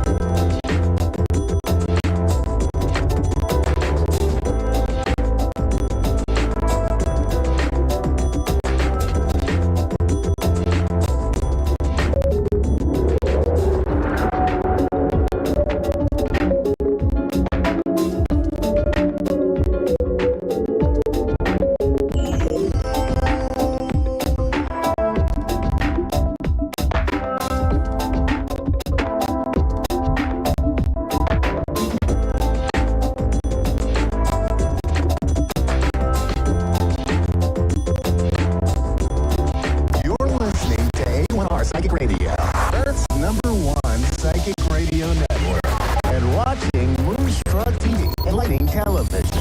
Welcome. Time for Zodiac Zone. 30 minutes of astrological insight with Melissa Mark. Live from mmastrovibes.com. Connect direct. In North America, dial 888-454-2751. In London, 20-351-92158. In Sydney, dial 02-8488-3147. Or online, contact us through our Facebook page, facebook.com/psychic radio. Or our websites, askoneradio.com or moonstruck.tv. This is Zodiac Zone on A1R, the A1R Radio Network. Hey everyone, welcome to Zodiac Zone. I'm Melissa Mark, I'm your host, where you get 30 minutes of your astrology fix for the week. I like to talk about major things that are going on in astrology, little tidbits that can help you. The first thing that I want to mention, and also do readings after I'm talking about that. But the first thing I want to mention is, so the asteroid Pallas went direct yesterday, and I find that pretty fascinating. When I do read charts, I do look at the asteroids in the chart. And Pallas in astrology is very, very, it's one of my favorite asteroids. It's actually short for Pallas Athene, which is is the second of the four main asteroids to be discovered. That was discovered in 1802. And what it really does, it really represents the wisdom of the female spirit. And this is coming from Greek mythology. And she was born, Zeus was her father. She's symbolized by the owl and the snake. And she would not ally herself with any man, but rather was a strong warrior-like figure who aided men of good and whose advice is always about intelligence and, wisdom. So it's right now, it was in retrograde. It was in retrograde since May 16th. It went direct as of yesterday. So I wanted to kind of explain, some of the things. And when I look at Pallas in the chart, it's really about wisdom and intelligence. It's associated with intellectual powers and prowess, problem-solving abilities, creative intelligence, which really goes beyond analytical thinking, strategic planning and tactics, perception and pattern recognition, feminine wisdom and empowerment, and the protector and defender. I really start looking on Pallas when I read charts, like their personal chart and then their business chart too, because I see a strong correlation for somebody, how they handle business. And when I talk about the feminine, I mean feminine energy, because we all have the masculine and feminine in all of us. And really that is the purpose of, our place on this planet, is to really balance the masculine and the feminine within ourselves. So I thought it was very interesting. It went direct in Scorpio, means that, it's you feel things more deeply. It could be bone chilling as far as like whatever you're passionate about, whether it be your career, whether it be your relationship, whatever that is, you're going to really feel it more intensely. Let me look here. It actually is going to enter Sagittarius in September 8th. That will be more, Sagittarius is about, when I look at Sagittarius, it's about education, your maybe your belief system, your spiritual path, things like that. So it'll bring out different meanings in all of this. And why all this is so important is because I find the energy of what's going on in the sky right now cosmically and how it hits your natal chart could affect your moods, actually does affect your moods in my opinion. So I just wonder, when I talk to people, I hear these kind of things. Hey, I'm feeling tired. I'm feeling this certain sense of I got to accomplish something. I'm feeling really passionate about something. So just wanted to bring that up because that was one of the things that happened yesterday. It went direct on July 9th. So another thing I want to bring up, and this week, believe it or not, is a little bit quiet compared to the previous weeks that we've had, but we are having something pretty significant on July 15th. It is, astrologers have been looking at this all year. It is Mars conjuncting Uranus, which a conjunction means that the planets are at the same degrees, give or take, depending on, how you read your charts, an orb of 10 degrees. So it can be within 10 degrees, but generally it's close to being at exactly the same degrees. So this is really significant because Uranus and Mars are both in Taurus. And Uranus has been transiting the sign of Taurus since about 2018. And when you think back in 2018, there was, because Taurus represents your self-worth, it represents money, it represents material assets. So in 2018, we heard about cryptocurrency. We heard about Afterpay. We heard about these different types of investments, and that's very Uranus. So I just try to look at historically how to tie these things together.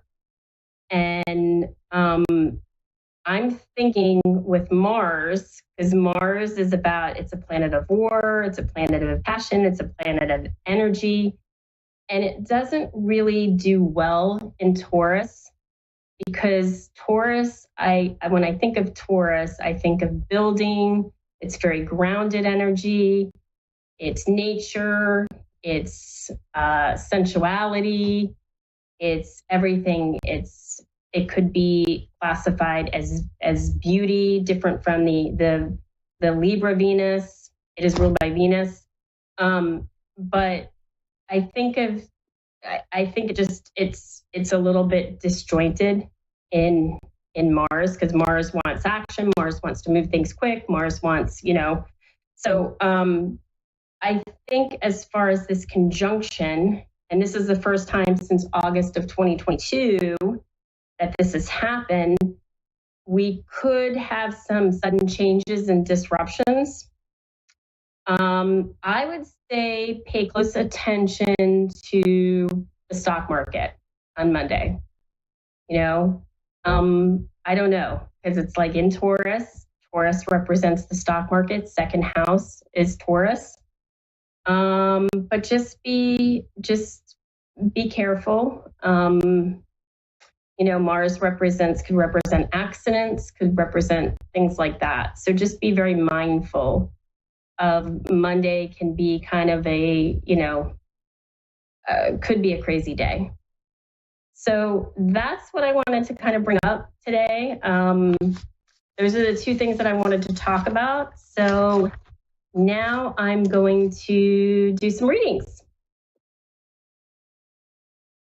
Okay, Anissa, are you there? I am. How are you tonight? I'm fine. How are you? I'm doing great. Okay. So just to kind of give you a little background, I am an evolutionary vibrational astrologer. I look at the soul purpose of why somebody is here.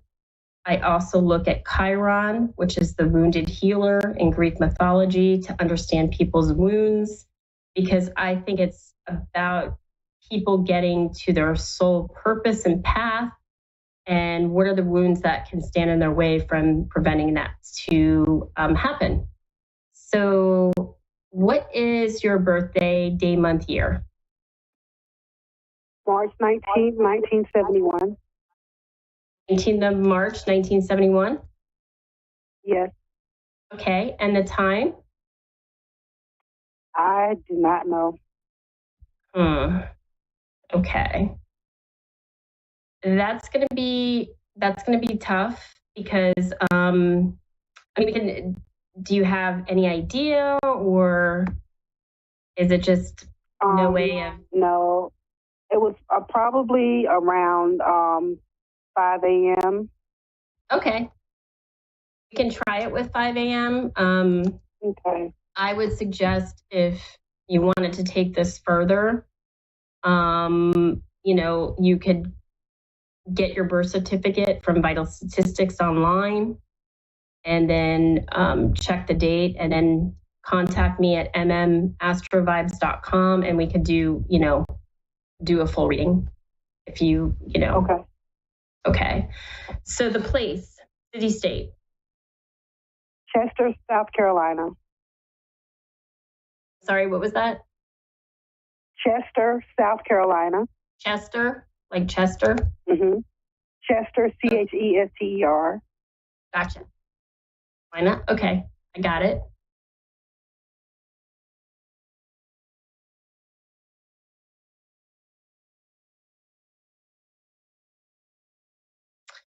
Okay, so what I see here is and this could be based on, again, this is based on, not actually knowing, but just having somewhat of an idea. So again, your nodes, they're going to be the same as far as they're going to be in certain signs that they are, but they're going to be in different houses if the time changes. So, but we'll base it on what you gave me. So okay. Your south node, and you can tell me if this feels real or if this feels right, and if it doesn't, then like I said, if you want to investigate it further, you can contact me on a later date, and we could look at it more closely with the actual exact time. When I look at this, I see your south node in Leo in the 7th house of Libra. And your north node is in Aquarius in the 1st house.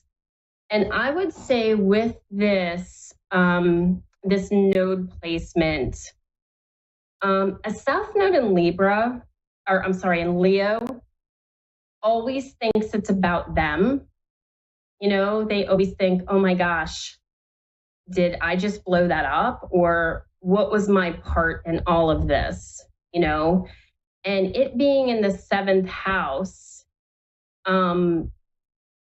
you could be a slight people pleaser, or always think about other people and not put yourself first. And if there's problems, you might blame yourself.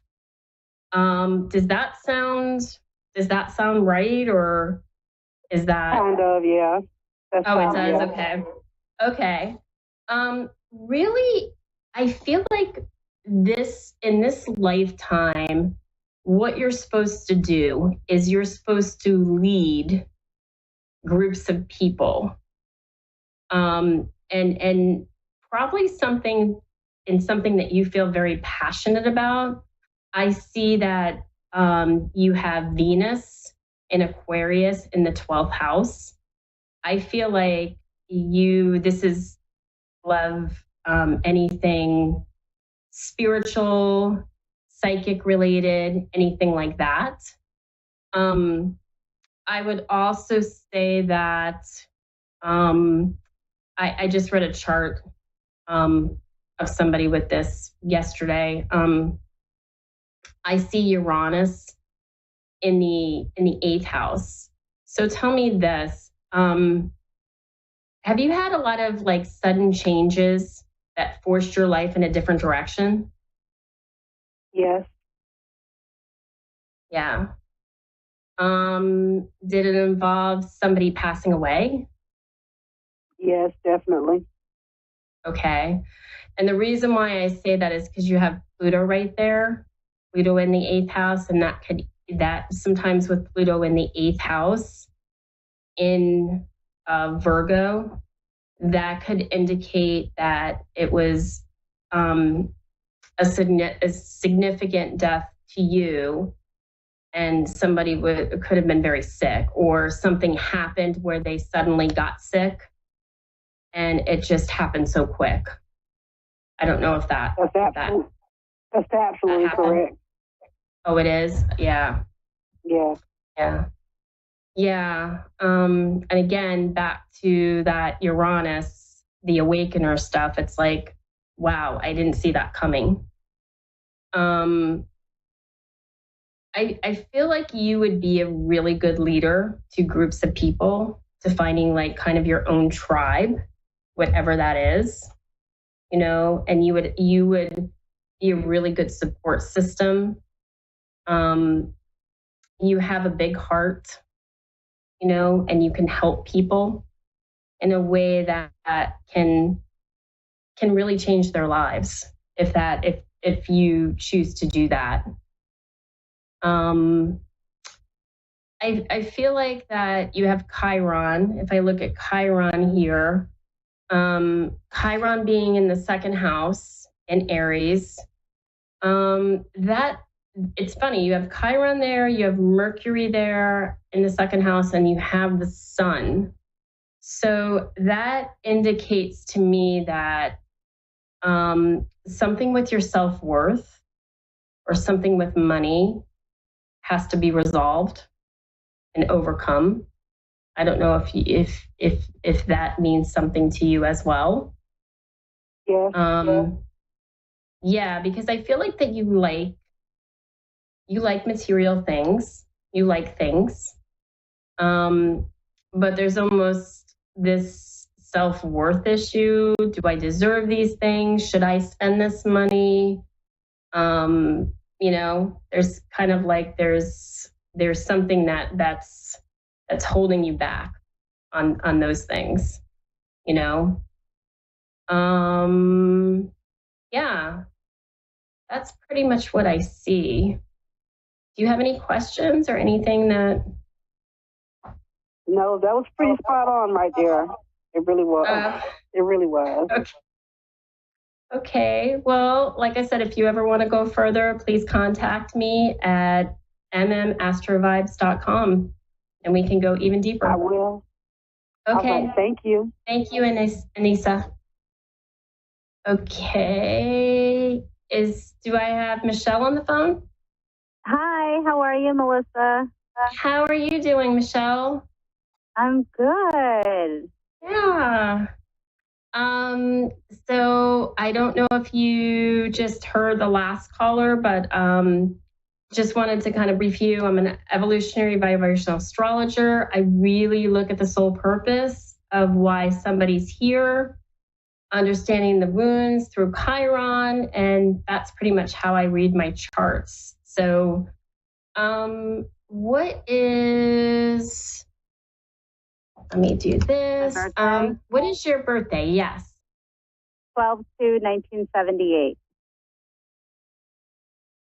Okay, so December 2nd, 1978? Yeah. Mm-hmm. Okay, and the time of birth? It was 8 something at night. I don't know the exact time. What feels comfortable to you? Like, is there a number that's going to pop up? 8:32. Okay. And like I said to the last caller, if ever you want to find out your, you can go on Vital Statistics and order it and order the long form, and you can get your exact birth date or your exact time, sorry. And place, city, state? Red Bank, New Jersey. Sorry, what? Red Bank, New Jersey. Red Bank, New Jersey. Gotcha. Mm-hmm. Red Bank. Oh, okay. Is it Gloucester or Mammoth? No, Monmouth County. Monmouth. Got it. Okay. Okay. Got it. Interesting. Okay.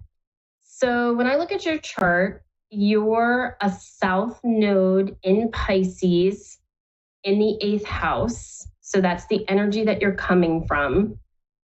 And your north node is in Virgo in the 2nd house. So immediately I would say to you that you came here to put a business plan together and to build something. Does that resonate with you? That's like, that just comes right out of me. Build something, business plan. I'm in the middle of writing my book, my memoir, and I'm presenting it in Paris next March. Awesome. And it's about my life, and I'm a therapist, so it's a life of resilience and trauma and recovery, and going to help a lot of people. Absolutely. So that's what you're referring to?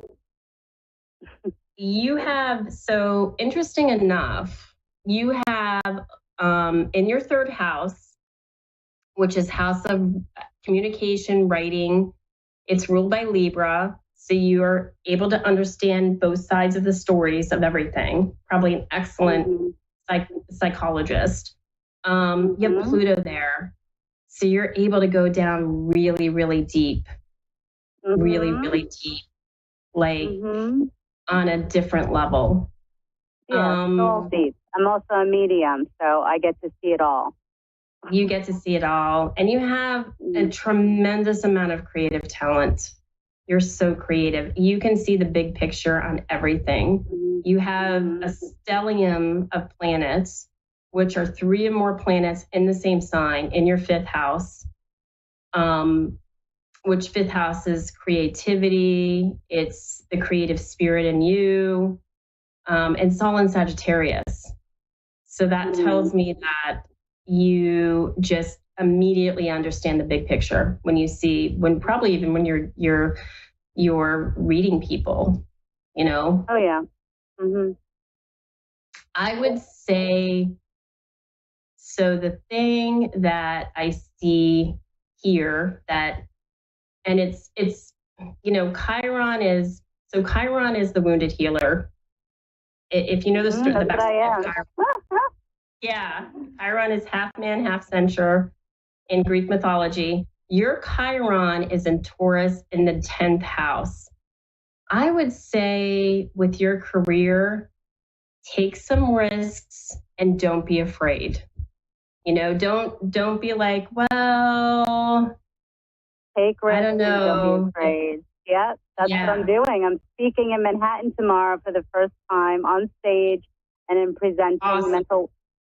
Yeah, it's a big deal. It's my first big conference. I'm so nervous. I speak at 5:25 tomorrow night. You're going to do fabulous. Your ascendant is in Leo. Not right now. Wait, sorry. My son is like being nosy and he wants to be prayed for. Oh, not yeah, right now, no. I understand. Sorry, go ahead. I understand. No, I think you're going to be fabulous. Your ascendant's in Leo. Once you get on stage and you feel it in your heart, in your soul, you're gonna it's almost like you're gonna be channeled and you're gonna be like, oh my gosh, I'm doing this. I know it's leading up to that. And believe me, I look at your chart and I have all the same house rulers as you do. So I know what you're going through. But once you get up there, it's going to be absolutely amazing. And you're going to say, oh my gosh. And And the great thing for you is you have Jupiter in the first house in your natal chart. So I feel like you're an optimist, you know? It's like, yeah, you're going to be nervous, but it's just because you have that passion and drive to get out there and to do this. You know? So the only thing that stops all of us is ourselves and our ability to, and I think too, sometimes because you have Saturn in the second house, it's like that self-worth, okay, can feel restricted sometimes. Like, I know I can do it, but can I do it, right? That's where sometimes, so but Saturn is the planet where we learn, you know, where we learn. So it's like, yeah, I can do it, Saturn.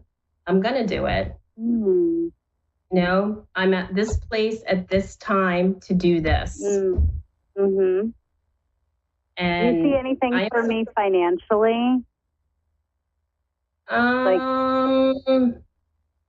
Where do you live now? I live in Robbinsville, New Jersey. Oh, does it spell like that? Does it sound like it's spelled or? Yeah, exactly. I have 3 minutes here, but I can just tell you really quick. I think your money looks pretty good this year. You have Gemini, but you don't have any planets in your second house. You know, I think it's really going to be about partnership this year. Partnership, whether it's business, that's what you're focusing on this year. Oh, well, he's right next to me. He's coming with me tomorrow. Yep, that's your focus. That's my focus. That's the seventh house. Yeah, and you're going to get... And he's a Gemini. That's so funny you said that, because he is a Gemini. You're going to get money from other resources. So that's what I see. But I have 30 seconds here. So just wanted to wish you awesome. You're going to be awesome tomorrow, Michelle. And thanks so much for calling in. And if you ever want to go deeper, mmastroVibes.com. Please feel free to reach out to me. Thank you so much. Thank you. Good luck tomorrow. I'll be saying spiritual prayers for you.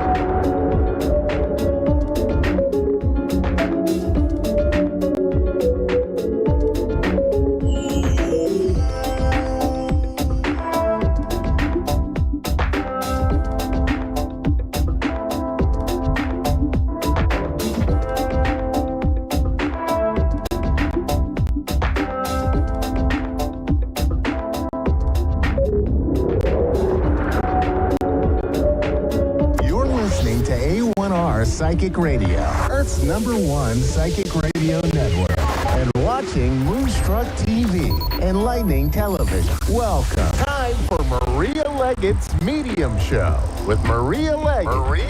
Live from MariaLeggett.com. Connect direct. In North America, dial 888-454-2751. In London, 20-3519-2158. In Sydney, dial 02-8488-3147. Or online, contact us through our Facebook page, facebook.com/Psychic Radio. Or one of our websites, AskOneRadio.com or Moonstruck.tv. This is Maria Leggett's Medium Show on A1R, the Ask One Radio Network. Good evening, everybody, and welcome to the show. It is 10 p.m. Eastern here in Dayton, Ohio, and I am happy to be coming here and chatting with you all tonight. I wanted to put it out there that in case anybody wanted to join my email newsletter, I send out semi-weekly, once a week, every other week. I send out tips on intuition to help you learn how to develop your own. And I send out discounts for reading and discounts for classes and lots of great information that will help you on your spiritual journey. And in order to be able to access my newsletter, you can get a free signs and symbols workbook to help you to understand how to begin to understand your signs and symbols to be able to hear from your spirit guides yourself. And you can go to Maria Leggett, MariaLeggett.com and sign up for my email there. I share blog posts on there, and all these things that I talk about have to do with mediumship and your intuition, because it's really important for us to all remember that you were born connected to spirit, and we often forget this. I have a lot of my clients who will come and a lot of my students who will come to me and say, I don't think I have any abilities. And you absolutely do. You were born with them. You were born wide open, connected to spirit. I mean, think about it. When you were born, you came over here from the other side to this realm, and you were born into this little itty bitty body with no hearing, little hearing, almost no vision, and you can't speak. You have to learn how to do those things all over. And it's because your soul has to get adjusted to living in this new realm with this lower, denser vibration and figure out how to move through this new world, which is why all of your senses and everything are stripped away from you, so that you can learn how to step into this world and live in the rules and do all of those things. So I would love to have you on my email list if you are willing to join at MariaLeggett.com. And with that, we're going to welcome Brandy to the show. Hi, Brandy. How are you? Good. How are you? I'm doing very well. How may I be of service to you today?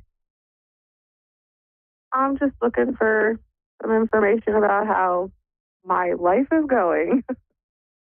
Okay. Do you have a specific question or just a generic, hey, Spirit, give me whatever I need to know? Kind of just whatever I need to know. I mean, it could be relationship, could be work, but just whatever I need to know would be good. Okay, great. I'm going to say my prayer real quick and we're going to hop right into it. You ready? I'm ready. All right. Mother, Father, God, thank you very much for this moment in time. Thank you for allowing me to be of service to Brandy today. As we open the door to communication with the great I Am Presence, we know that all words spoken will be with your wisdom, truth, love, and understanding in the highest. In this moment, we ask for the veil to be lifted and any crossover loved one, ancestor, spirit guide, spirit animal, come through with Brandy with messages in her highest good. Amen. So Brandy, they're literally taking me into crossroads. So I feel like I'm outside and there are, roads that I can take. And as I'm standing here right in the center of this, it looks like a T, right? Where you can go to the left, to the right, forwards or backwards. And I'm standing there and Spirit is showing it to me. And the most important thing that they want me to say to you is no backwards progress. So don't go backwards. Don't think, well, maybe I need to undo a decision. Maybe I need to look back at this other thing. They're saying very clearly, don't go backwards. Now at this point, you need to decide that you're ready to go forward with things. For me, when I see going to the left, that means going into the past. And the backwards thing is, don't go back on any decisions that you've already made. And going forward would be in a different path. They're just showing it to me as though it's important for you to make that right-hand turn and go away from the things that are driving you absolutely crazy. Does that make sense? That makes sense. I am so glad, because I literally heard there's like all these things. And they're showing it to me as though you try really hard to like keep things in order, but that inevitably something else like creeps up and you're like, oh my God, how am I going to deal with it? Okay, let's just add that to my plate. Does that make sense? It makes complete sense. That's my day every day at work. So I totally get it. And so they're showing me that, I have this plate of all these things. Like, so if I'm at work and I have all these things on my plate and I'm looking at them, and I know as I'm looking at this with all these things that some of these are not mine. And it's because I am so good at what I do. Other people feel like they can dump their junk onto my plate and I just have to deal with it. Does that make sense? Yeah, that's pretty much how my job is going currently. And so Spirit goes, this is where the crossroads comes in. It is either you can make the decision to just keep doing it and dealing with it, because they're showing it to me as though you don't really have an option to speak up or speak back to someone and say, no, I'm not going to do this. It's almost like you've kind of been pigeonholed into this is just how it's supposed to be. So either you can stay in the pigeonhole and accept it, or you can go, you know what, I deserve better, and I'm going to go find something else. Right. And I don't know how you understand this, but they're showing it to me as though where you're working now would be kind of close to home and not that big of a deal to drive, and to go someplace else would be a bit further away and take more time. Does that make sense? It does. And it's been, I've been thinking about changing things up, and there's been trying to see if I should in the future. Yeah. And so this is Spirit's way of saying, yes, Brandy, we want you to take a new road. Right. Because they're just showing it to me as though you've kind of been in this stuckness for, they're showing me for it somewhere between like a year to 18 months. Does that make sense? Yeah, that's pretty close. And so you're ready to get out of it. And they're like, you know what? It is time to move forward and do something. And so here's what I'll tell you, though. We're fixing to go into Mercury retrograde. So right now is not the time to make any of those decisions, but it is a good time to sit down and like revamp your resume and say, this is what I want to do. And then to write a couple of generic cover letters that will highlight different skills that you have, so that you can just whip a cover letter out with a resume and go, here you go, and send it off for job opportunities. Does that make sense?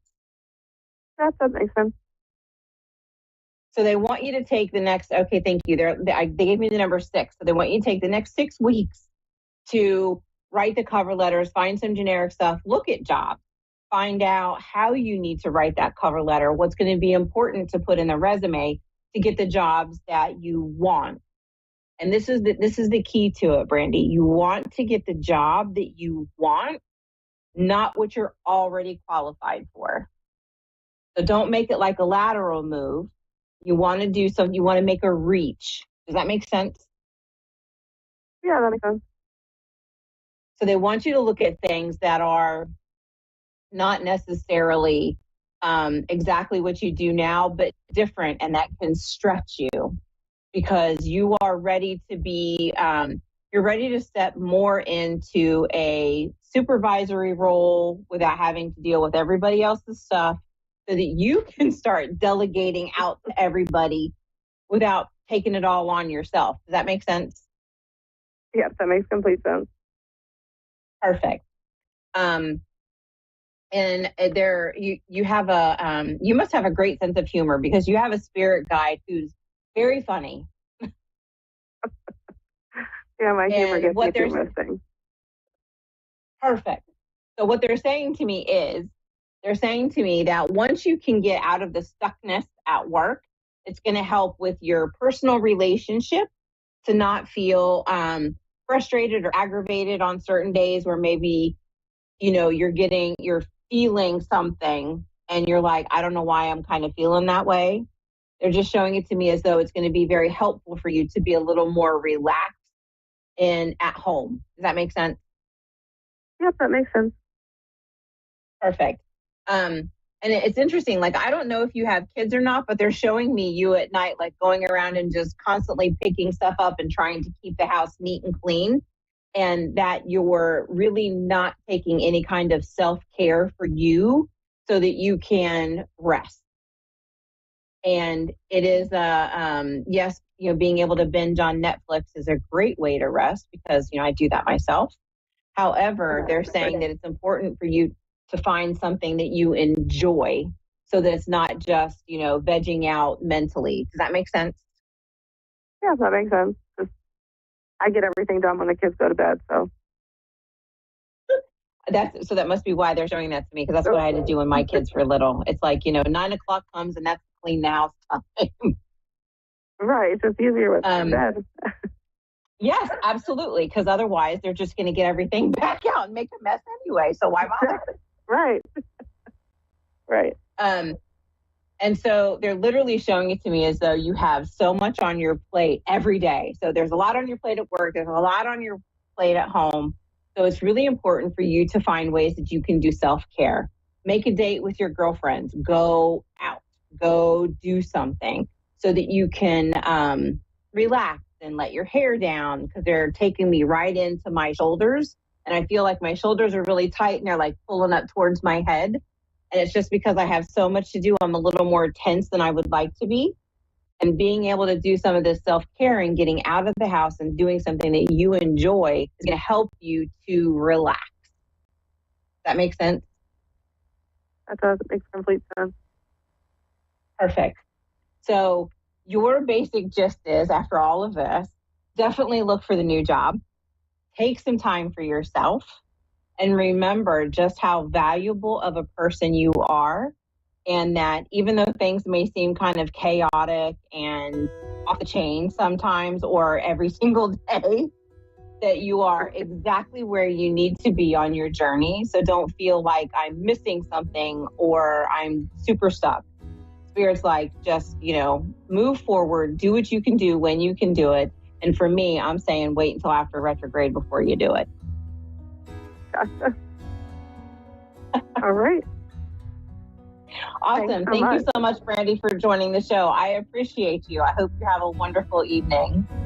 And thank you to all of you for listening. I'm so glad that you were here. And remember, if you want to join up for my email newsletter to get tips on intuition, go to marialeggett.com and you'll be hearing from me. Thank you so much, and I hope you have a great night. Bye-bye.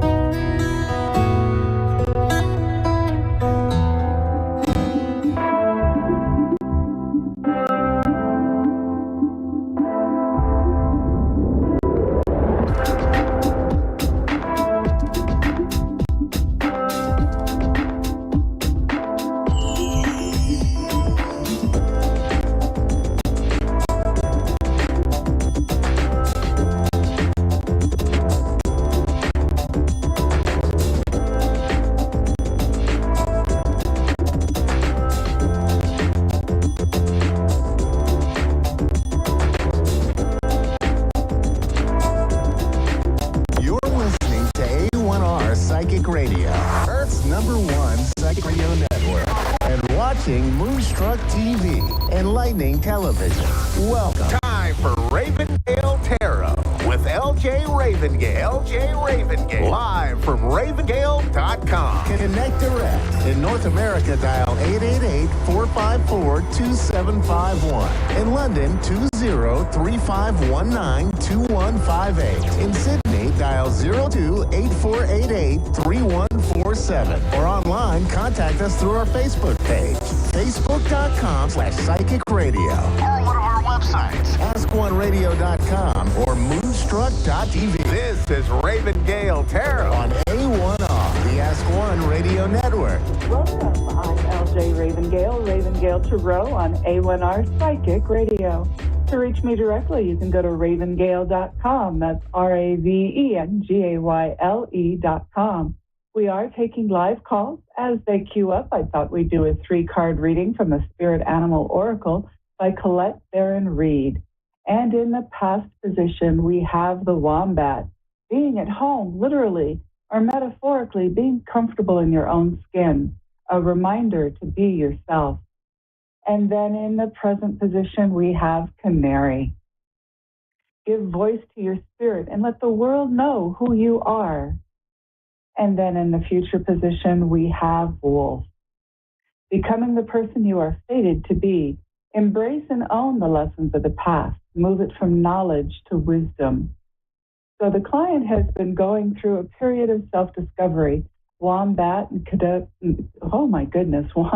canary together emphasize the importance of being comfortable with who they are. Canary says now is the time to step away from being a homebody and go out into the world. Share your song and your joy.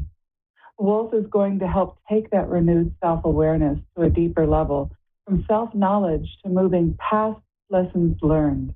The future for the client is going to be about becoming who they came here to be.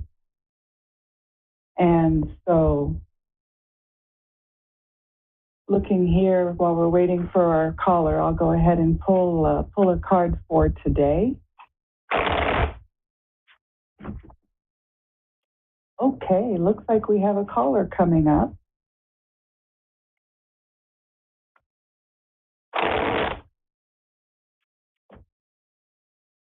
Agwanda in Atlanta? Yeah. Thank you. Hello, welcome. Hi, how are you? I'm doing great. How are you, Agwanda? I'm good. So how can I help you today? Just about life. Okay. So you're looking for a general reading then? Yes. Okay. Let's see what's going on with Agwanda. Show me what's going on with her.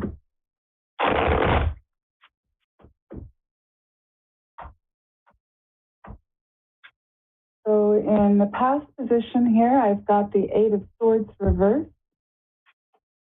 In the present position, I've got the 3 of Swords. And in the future position, I've got the Magician reversed. So looking here, it looks like you've been going through some difficulties lately. And really just not feeling like you can move forward with the 8 of Swords. 8 has to do with balance, and Swords has to do with actions taken. The 3 of Swords, 3 is about partnership, and in this upright position, I would say you've had a broken relationship or a really big disappointment here in the present. And then in the future, you've got the Magician reversed. And with the Magician reversed, the Magician is the one who's capable of using their tools and resources.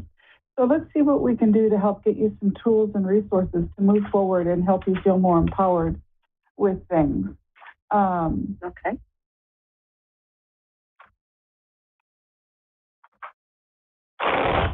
How to improve this situation? What kind of help can she receive to help her move through this?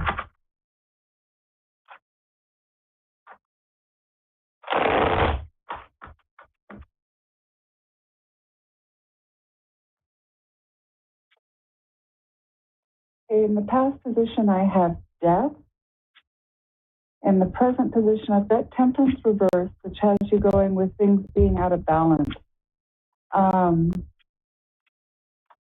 So is this a love relationship that you took a real hard setback in? Yes. Okay. Looking here at the next series of cards that I put down, Death was the death of the relationship, and Temperance has to do with things being out of balance. You're trying to make two things work that really aren't compatible, fire and water. And then in the future coming up, you've got the 9 of Cups reversed. And so I'm really this has a lot to do with some really profound hurt that you're trying to heal through. Looking into what serves you with it or what's going to help you with this.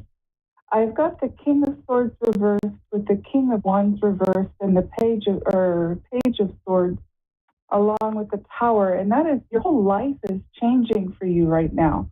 And so what I'm going to suggest is you've got the Four of Pentacles also is something that's going to help you.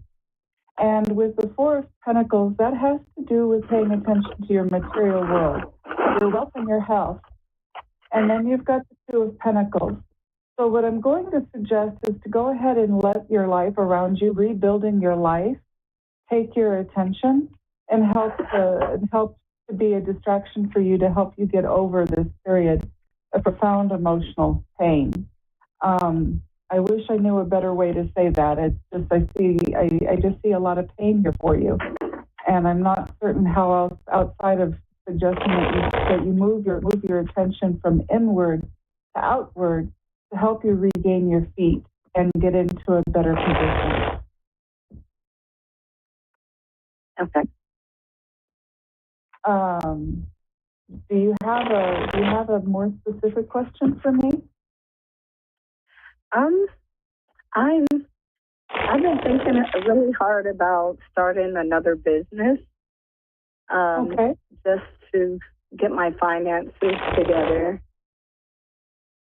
Okay, that makes sense. Let's see what's going to happen with this business. What's going to happen with this business?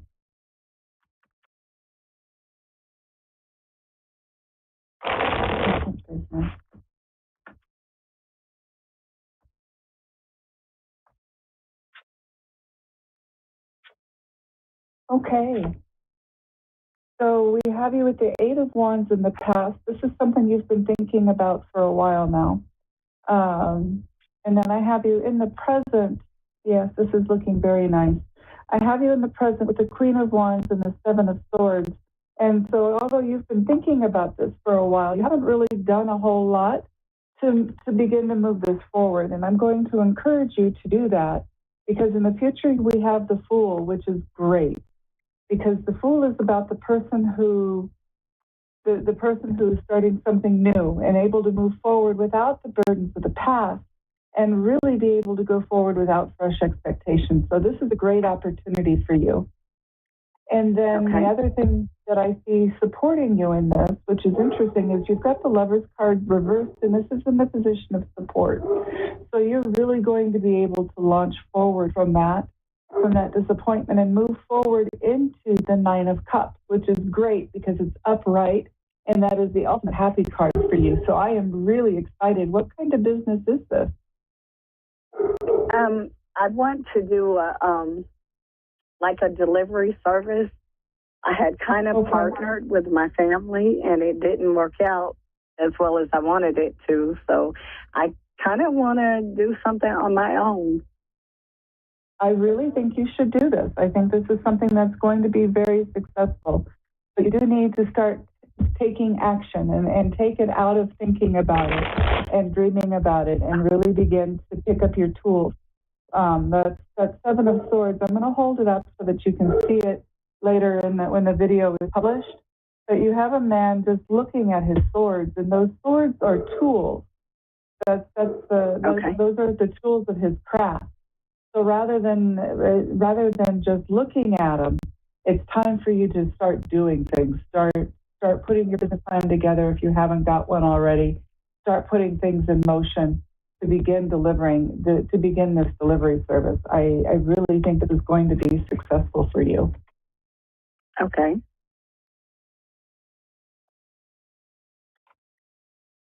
Is there another? You're welcome. Is there another question that I can look at for you?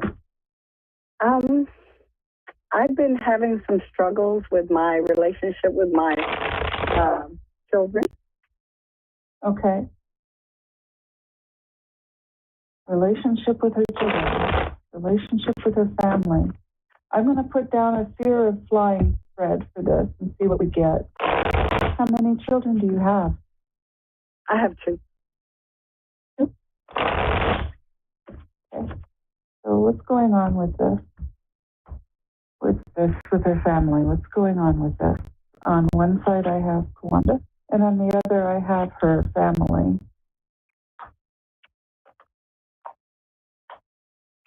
I would say that your children are really worried about the finances.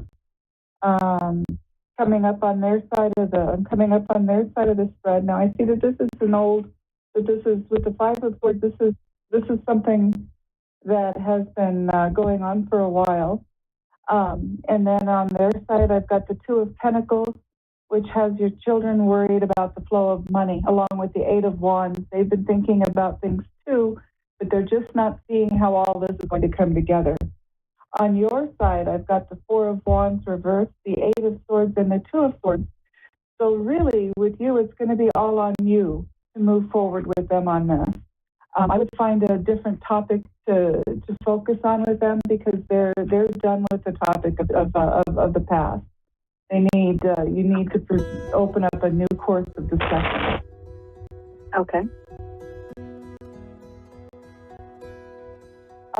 I've only got about a minute left. I can try to hurry through another question if you have one. Okay. Is there anyone else coming?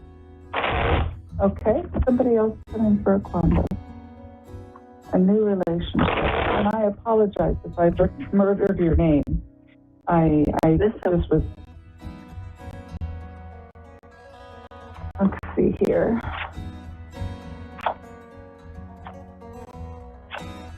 You know, this period of healing is not going to be just about this. I have about 30 seconds. I'm going to be very quick here.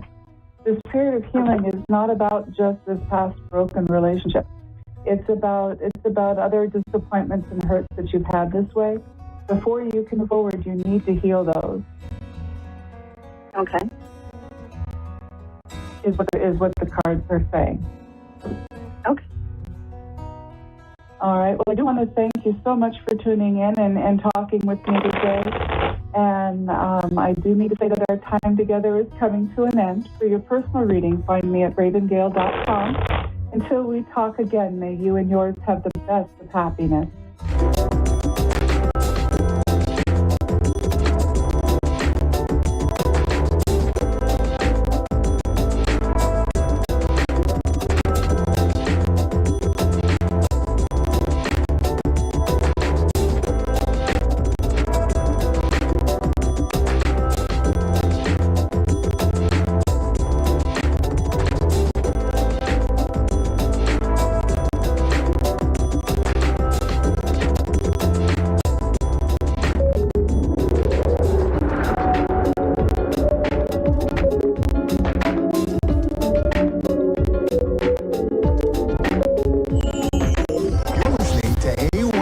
Psychic Radio, Earth's #1 psychic radio network, and watching Moonstruck TV, enlightening television.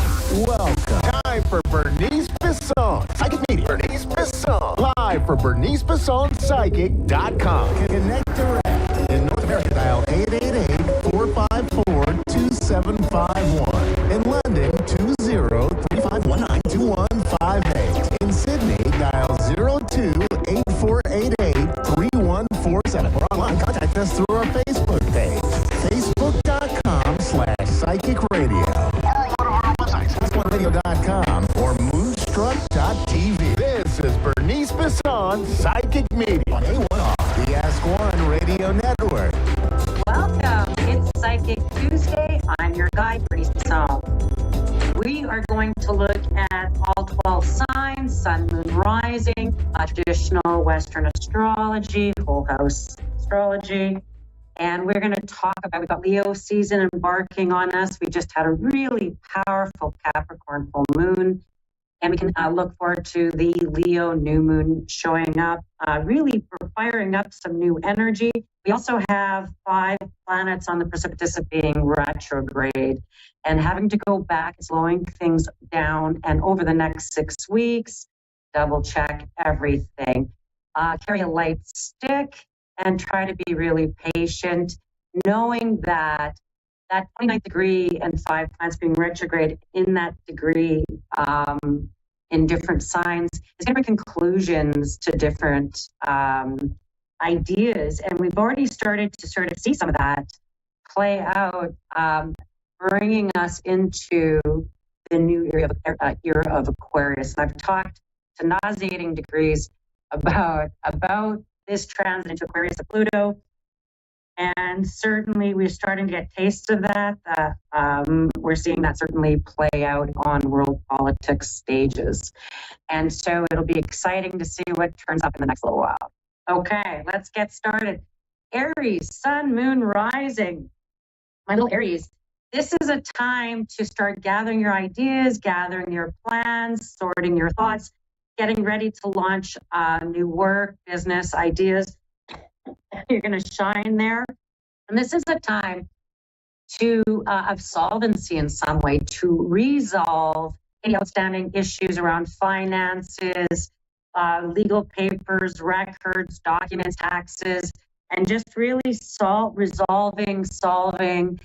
problems that could have been chronic and ongoing around your income or contracts, and that's going to change for you. And a revival of ideas, entrepreneurship, opportunities. These are all going to be big things, or even getting awarded or accepted, or maybe you get the job. And so there's some really good stuff showing up for you, Aries, in this next 10 days or so. Good news around offers, opportunities, putting your name out there, your work, very much so, and your reputation. Taurus, Sun, Moon, Rising. This is a time for Tauruses to lay back and celebrate the next 10 days and really maybe take holidays, maybe make plans for some summer getaways, maybe it's beach season, or you're going to have a staycation and you're going to work on your house or lay around and not put pants on until 4 o'clock in the afternoon kind of days. And that's going to be feeling some good, taking some time to really take some satisfaction in things you have. Don't go shopping, spending money.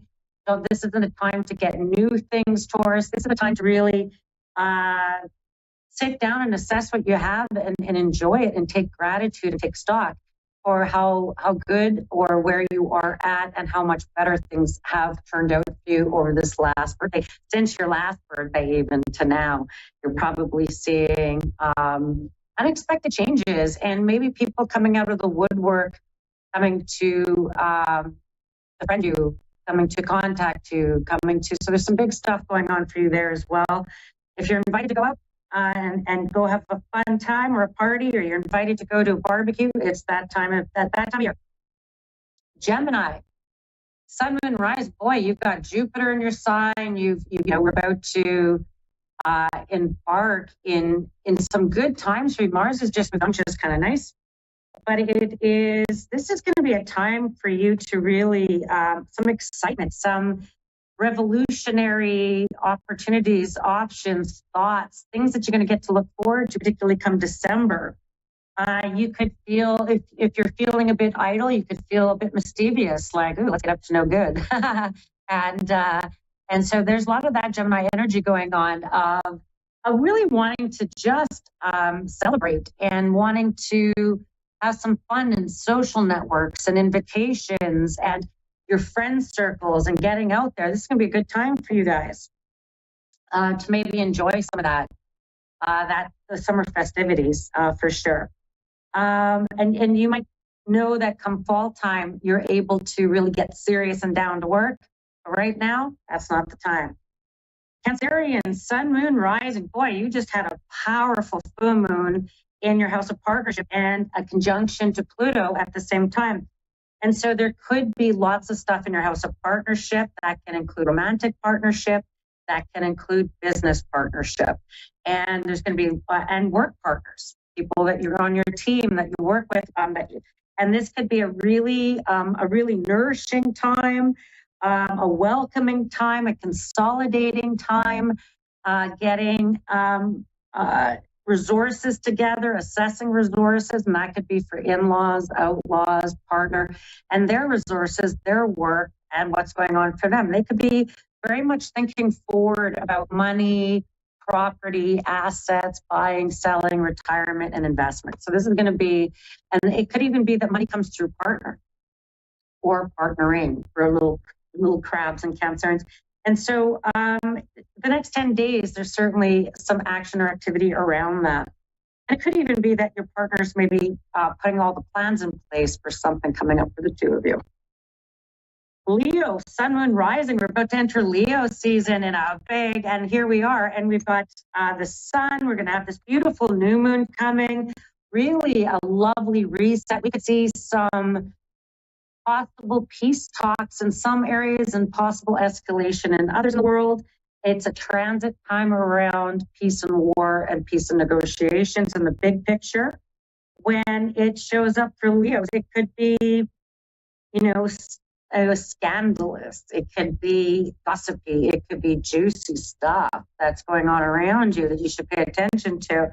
You could have an advantage maybe over other people in terms of an opportunity that pops up. It could be a bit shaking up in your industry. It could be that you're going to have some insider secrets that could be quite beneficial, or you could be so in tune to your industry and what's going on around you in your environment that you're going to know what the next steps are. You're going to know, or you're going to be able to predict opportunities and offers and things that are going to come up you in the near future. And you could have propositions. There could be things that are coming up that you're going to think about. And you go, oh, if this company wants me, or, oh, this opportunity is popping up for me. And it could feel that your schedule fills up quite quickly.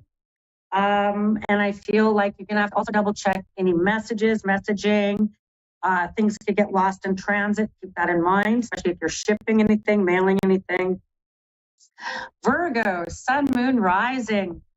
We have an interesting piece with Neptune and Pisces right now, and being retrograde, and Saturn being retrograde, and really in being pulled between work and relationship, being pulled between obligations and needing downtime. And I just feel like, although summer for you, this is a time for you to work. This could be a busy season.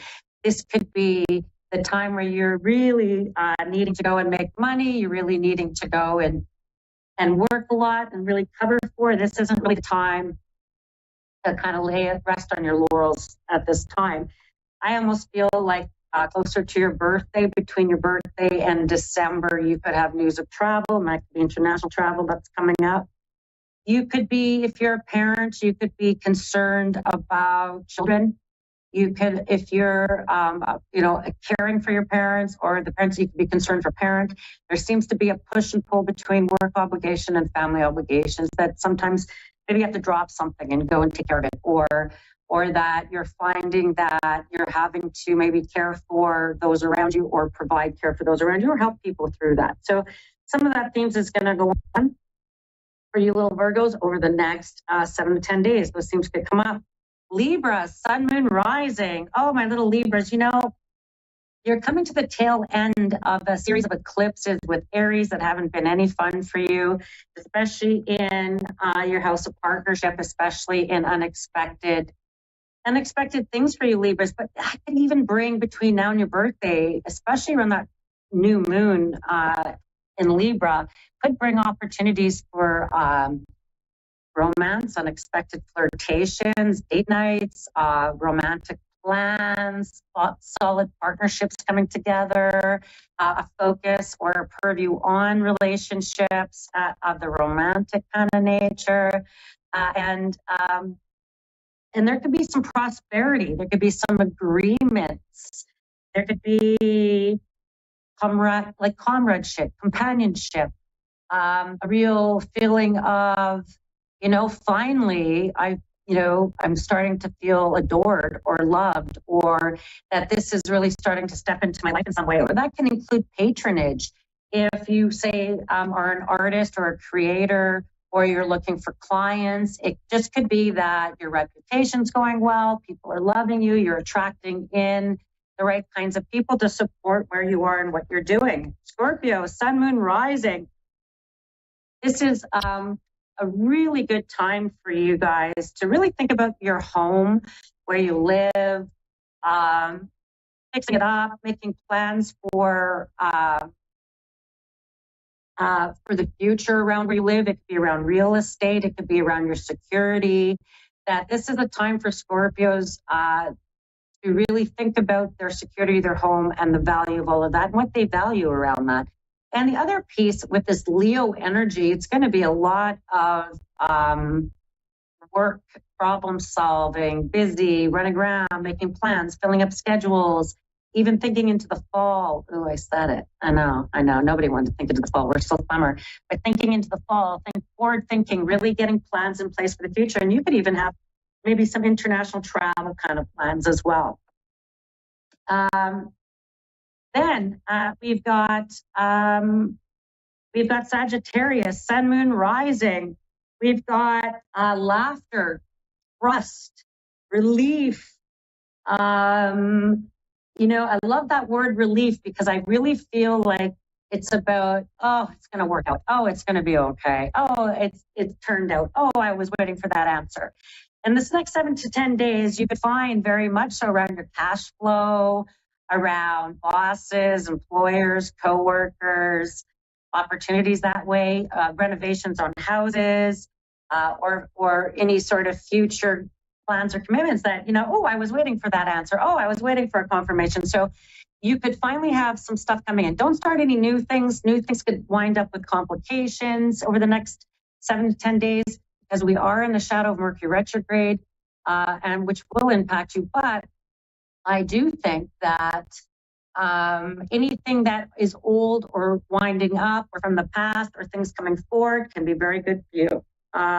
And you'll be able to make decisions based on that. Capricorn, Sun, Moon, Rising. There's resurgence of maybe feeling feisty, maybe old arguments, old fights, old energy that you are bringing forward that you're like, oh, I forgot about that. I need to take care of that right now.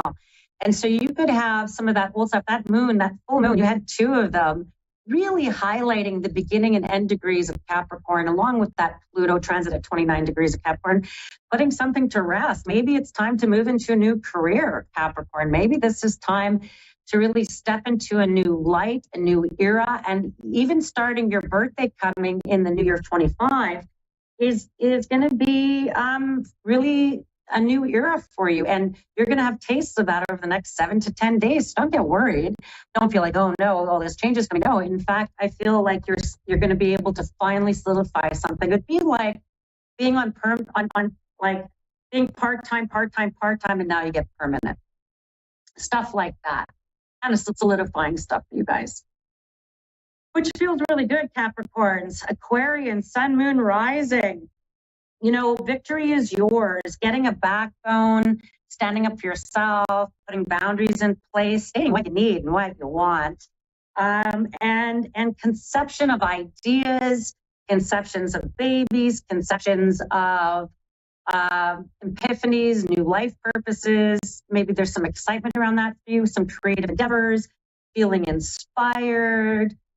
It's kind of some nice energy, and this Leo energy is right across from you. It's all around your house of partnership, and that could be really about spurring up new offers, opportunities, people, kind of some excitement, plans with people. I feel like there's some really exciting things for you guys, Aquarians, and part of it is really learning how to navigate some of that by having a backbone, having boundaries, and telling people what you need.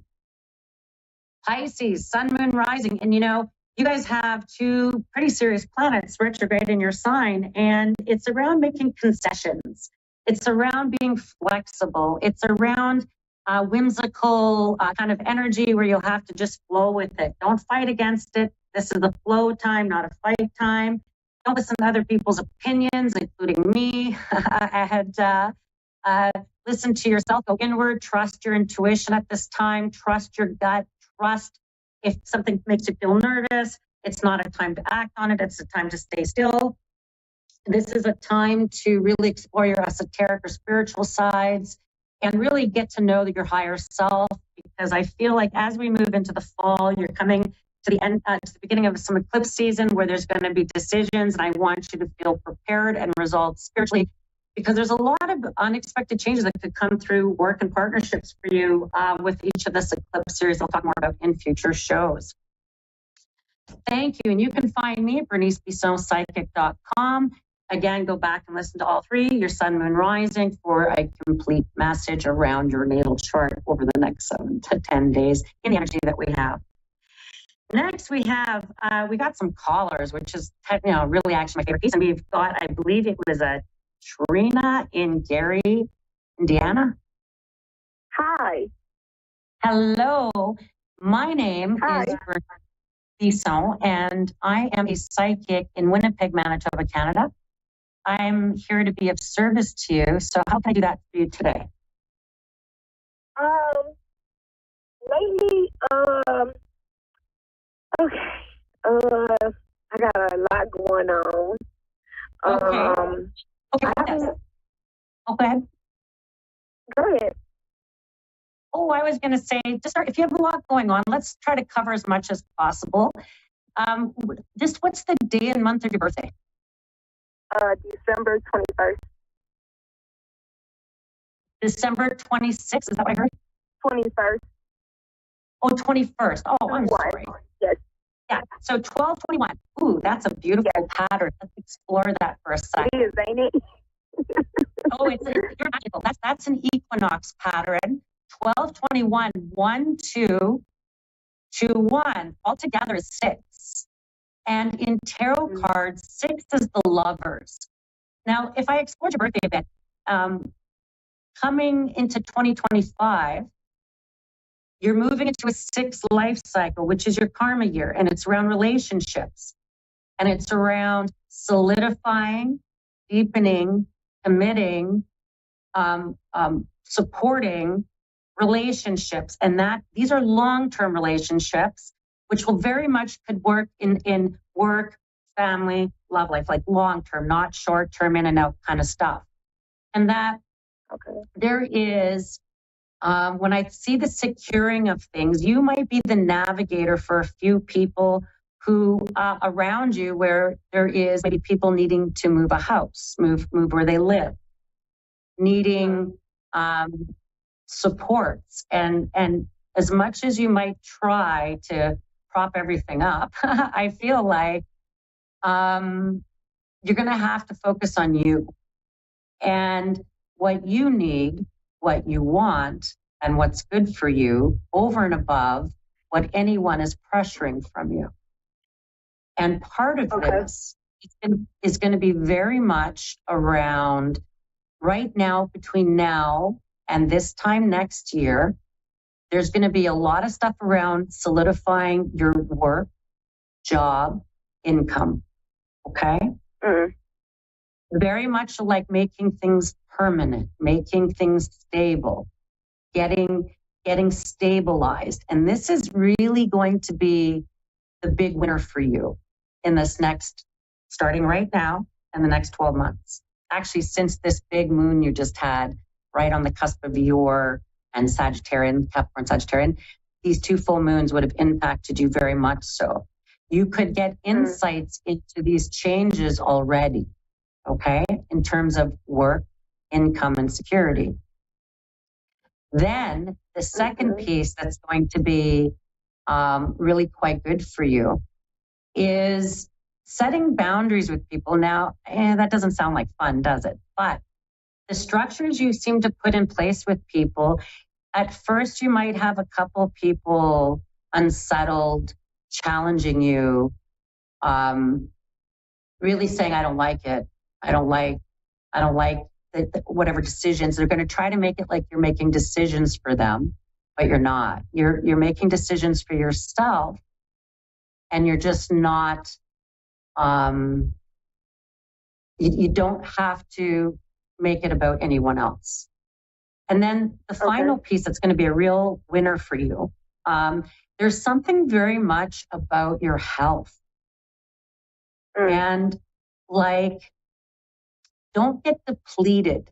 And I feel like if you're able to really not, don't work yourself into the ground, don't go sleepless, don't try to just stay a lot of bounds. I feel like some of these boundaries you'll put in place is about protecting your energy, and protecting what you have going on for yourself. And so that's going to be a big piece as well. Okay. Okay. And so on another note, just because my thing froze up a little bit, I'm having internet issues in Winnipeg, and I've had them for the last couple of days. And so I apologize if it's freezing up a bit. There is a man that you have something to work out with, and he seems kind of challenging. And that when I talk about boundaries and things like that, I feel like he might be feeling very frustrated. He might be feeling and lashing out a little bit. I feel like, don't take it personally. I feel like you're having to be really strong or stand up to in some way. This man right around you. I think I know what you're talking about. Yeah, and I just, I feel like you're because you're on that cusp. You have a real peace.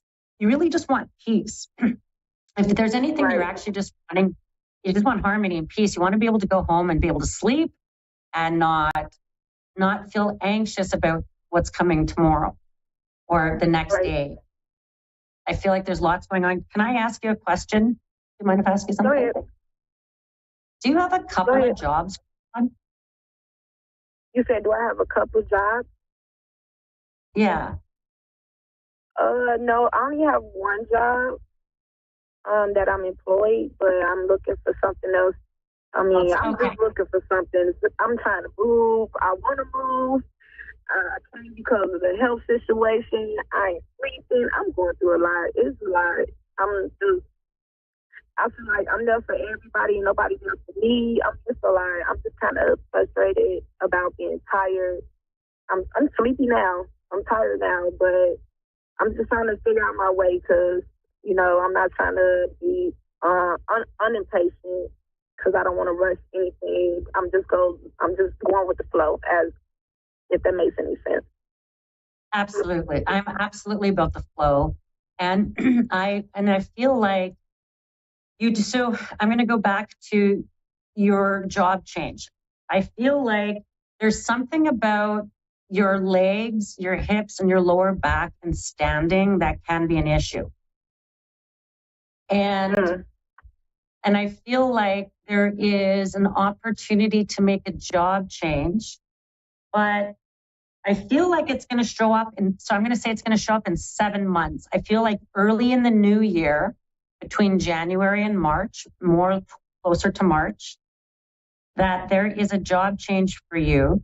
And I feel like you're going to be very pleased about the change, even in the environment you're working in. And I do feel like if I looked at the environment, it's something that is very community minded type of job. Like you could be working with the community, serving the community, part of an organization, working with the community that shows up for you. And I feel like it's not a physical job. You're not physically, it could be where you're helping people, talking to people. You could be front end of something. You could be customer service. You could be like, there's something about you would deal directly with people, and that it's less physical. And I feel like you actually have a very funny nature where you're able to put people at ease and not, you can have a difficult conversation and not make people feel, oh my gosh, right? And so there's something about this work opportunity.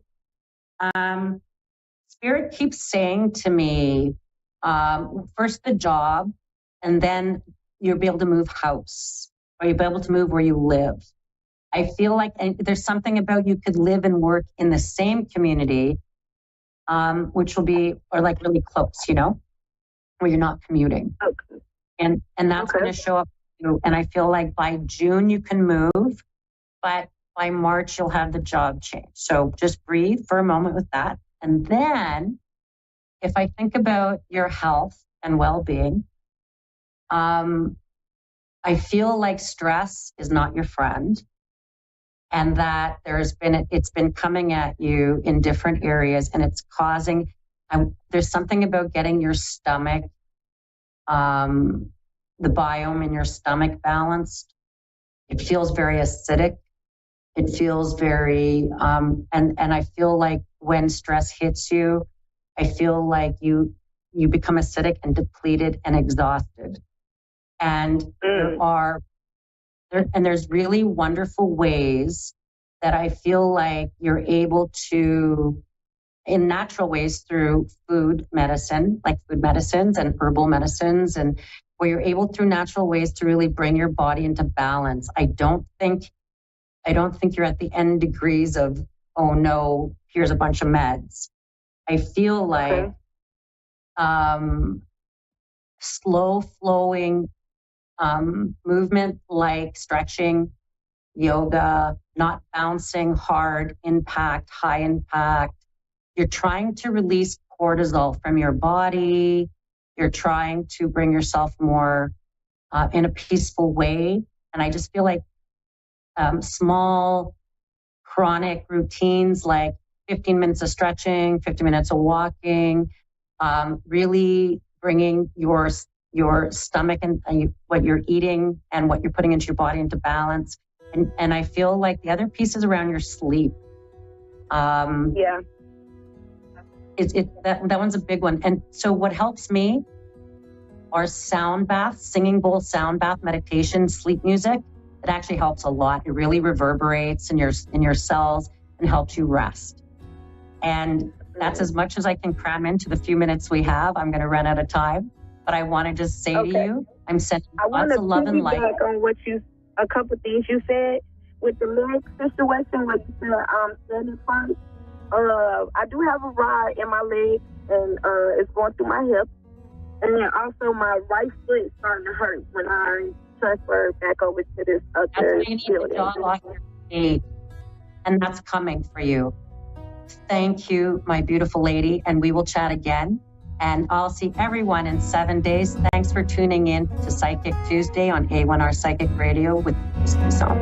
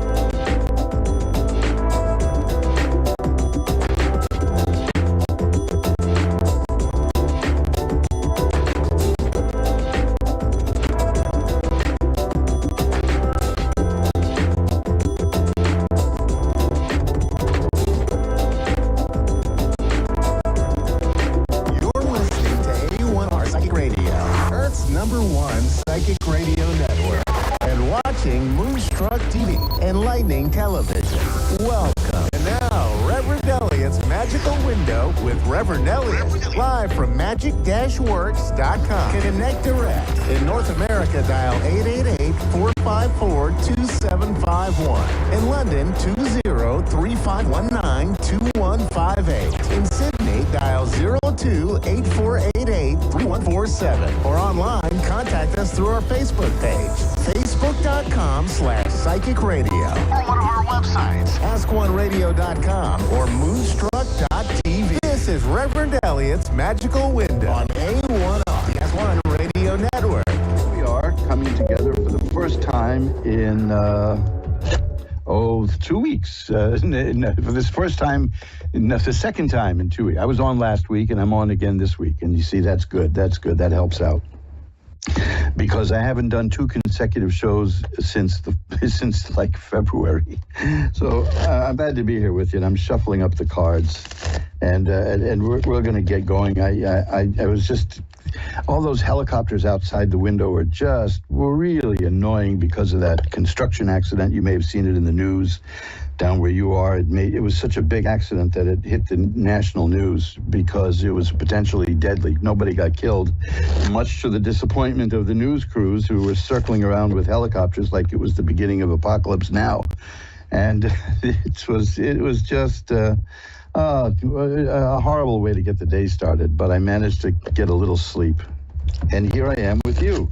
And we're ready to go. We're ready to look at the tarot cards. We're ready to see what's going on behind the magical window. We look through the magical window, actually. It's behind the curtain, the veil, the magical veil.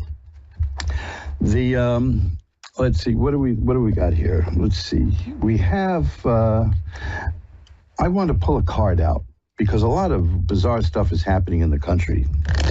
I wanted to pull a card out to see what we could do that would show the aura around the nation. Okay, that's good. It's the 10 of Cups. That's happiness and joy. So things are going to be okay. See, now remember that, because like I told you about the news industry many times, their whole job is to depress you. Their whole job is to scare you and depress you. That's how they get viewers. That's what they do. They frighten you. And you can see all that at work constantly. But the card that I got here is a card of happiness and joy and a good solid home, which is saying don't let outsiders, meaning people who are paid to do this, hurt you. Don't let them do that because they have a vested interest in it. I spent an awful lot of time among news people. I worked with them. I've worked for them. I've worked around them. I used to go to bars where they went. I know them. And let me tell you something. They're not your friends. I mean, seriously, they're not. They want to come on smiley and happy and all, but they're not the friends of the people, let's put it that way, because their whole job is to scare you. Now, remember, there was a time when people in the news business wanted to get stories and become famous reporters like Woodward and Bernstein. But now people are just interested in getting ahead in the news business, which means getting higher ratings than anybody else and getting the next big job. And that takes a lot of scheming and planning and, then the next thing you know, you're fired. Look at all the people being fired from certain cable networks. More than one cable network is just giving people the axe because that's the way it goes. If they're not doing the job that they're meant to do, which is scare the bejabbers out of you, then forget it. Whenever I see people who are really in a state of anxiety and fear, and it's because of something that's going on in the world, I try to talk to them and say that this is not normal. For instance, take this crane that exploded and led to all these helicopters flying around all day in front of my window. That's not normal. But they were doing it in case something cataclysmic happened. I mean, cataclysmic beyond a 30-story crane, construction camp blowing up, and the arm falling off and smashing into a building next to it. That wasn't cataclysmic enough. So they had to wait around to see if it went nuclear. I don't know what the heck they wanted. But they're always looking for disaster. If it bleeds, it leads. That's the credo in TV news business. And that's all you need to know. If I said this I used to say this all the time to people, don't be too worried about things because 6 months from now, you're going to be really upset about something you never even heard of yet. And that's how they work. They just keep people in a state of agony. I would hope that you could take a look at this book that I talk about constantly.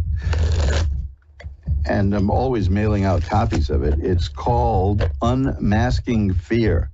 Take a look at that at Amazon or take a look at that at mojoacademy.org. Unmasking Fear. Okay? This is a book that's old. And it was right on the money. It was actually It was written before the invention of mass media, 1919. Now, why is a book from 1919 relevant in 2023? I explained that in the introduction I wrote to the new volume of it. I wrote 2 introductions, actually, and explained why it's relevant today. But I'll tell you, I'll give you a secret as to why it's relevant.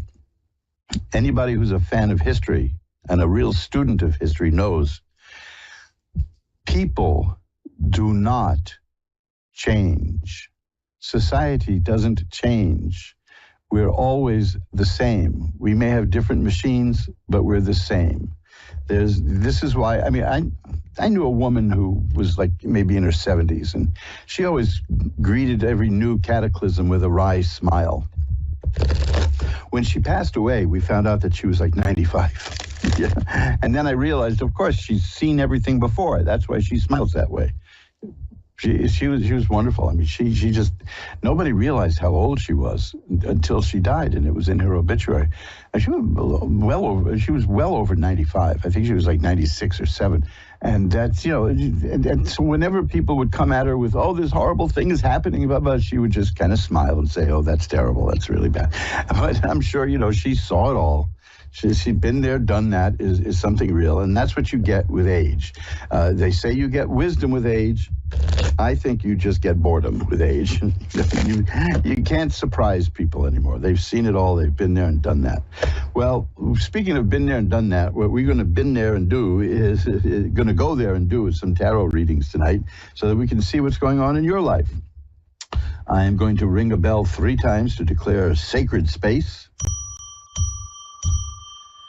And we'll pull back the curtain on the magical window for Dee in Bethlehem, Pennsylvania. Hi, Dee. You're on with Reverend Elliot. Hi, how are you? I'm doing well. How are you tonight? Hello. Hello, can you hear me? Good, thank you. Oh, good. Yeah. There was a slight lag there. Bethlehem, Pennsylvania. Gee, I can't remember the name of it now. There was a story that Damon... Yeah, but there was a story that Damon Runyon wrote, the guy who created Guys and Dolls, that takes place in Bethlehem, Pennsylvania. And I think it might have been called The Three Wise Guys. I really don't remember. But it was one of those kind of sappy maudlin things that only Damon Runyon could write, that could get a rock to cry, You want to read something? The Little Miss Marker has been made into a movie 2 times, but if you read that story and you're not crying by the end of it, ooh. Same for a story called Little Pinks. That was made into a movie with Henry Fonda and Lucille Ball. So every time I see Bethlehem, Pennsylvania, I remember Damon Runyon. Wow. So what can I look at for you tonight? Love, anything general, anything, whatever you think I should know. How about that? Okay, let me just see. Have you had an unfortunate experience lately? Yes. Okay, because I've got a card here that's the 5 of Cups, and that is about partial loss. I mean, something happened and you lost something, but it's not as big a loss as, it's just, it hurts more than it was, if you know what I mean, which is not a problem. It was a marriage separation. Because what I've got here is this thing shows a person looking at 3 spilled cups, and behind her are 2 full cups. And what the card is saying is that yes, you lost some, but you didn't lose everything. That you still have some more. Right now, the person in the card is looking at the loss. The person is preoccupied with the loss. And we'll soon turn around. What's implied in the card is that you'll turn around and see that you didn't lose as much as you thought you did.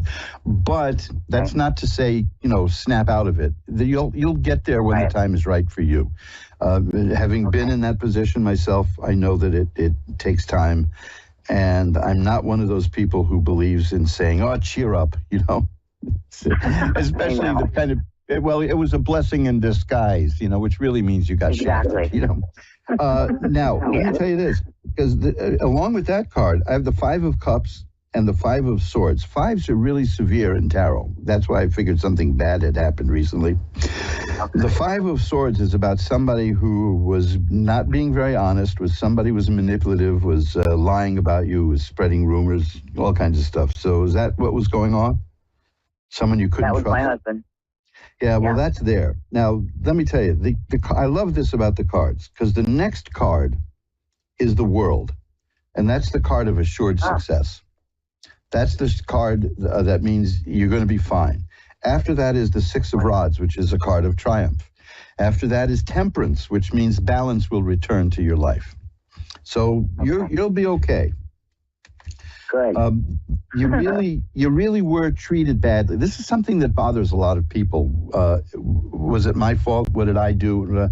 And sometimes they just would like some confirmation about what happened. And according to this, you were very badly treated. So if that's how you feel, the cards feel that way too. Yeah. Now. Yeah. Well, it was. Yeah. So how long ago did this happen? It's fairly recently, right? This was recent. Yeah, this was March. Oh, yeah. The end of March. Yeah, that's pretty recent, and it's stressful and it's painful, and but the main thing is these cards show that you're gonna come out of this fine, and your balance will be restored in your life. And in fact, there's an indication here. Look, here's the Sun, which is a card of health and growth and happiness and joy. Now, after that is the Knight of Cups. And cups are emotions generally relating to love, and that means that romance will be coming into your life again. Wonderful. Okay, so just, as much time as you need, because there's no way of saying, snap out of it, get over it. You'll deal with it when you can. The beauty of that card, the Five of Cups, is that right now the person is focused on the sad part, but will eventually turn around and see all the good stuff that's left over in her life. So you'll get there bit by bit, and these cards show a very happy. I don't want to say ending, because that's. This is why I never say to people, "Did you hear my?" I always say, "Did you hear my most recent show?" I never say, "Did you hear my last show?" Because then I get the feeling that I'm gonna die. It's my last show. Right. I'm seeing a wonderful outcome. I have to get used to saying not ending, but outcome. But yes.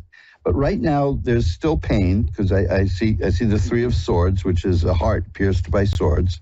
But that's followed by the Judgment card, which is about rebirth and regrowth, and you're going to get everything you deserve. The main thing is the outcome is good, and there's verification that you were treated very badly. Right. Because I know there comes a point when people start saying, what did I do wrong? Except unless you're one of those people who's never at fault. Boy, those are great people to be around. Oh, no. You find yourself evaluating. Yeah, you find yourself looking back and saying, what did I do? Could I have done something better? Yeah, I know. I mean, I knew. Sometimes going into it.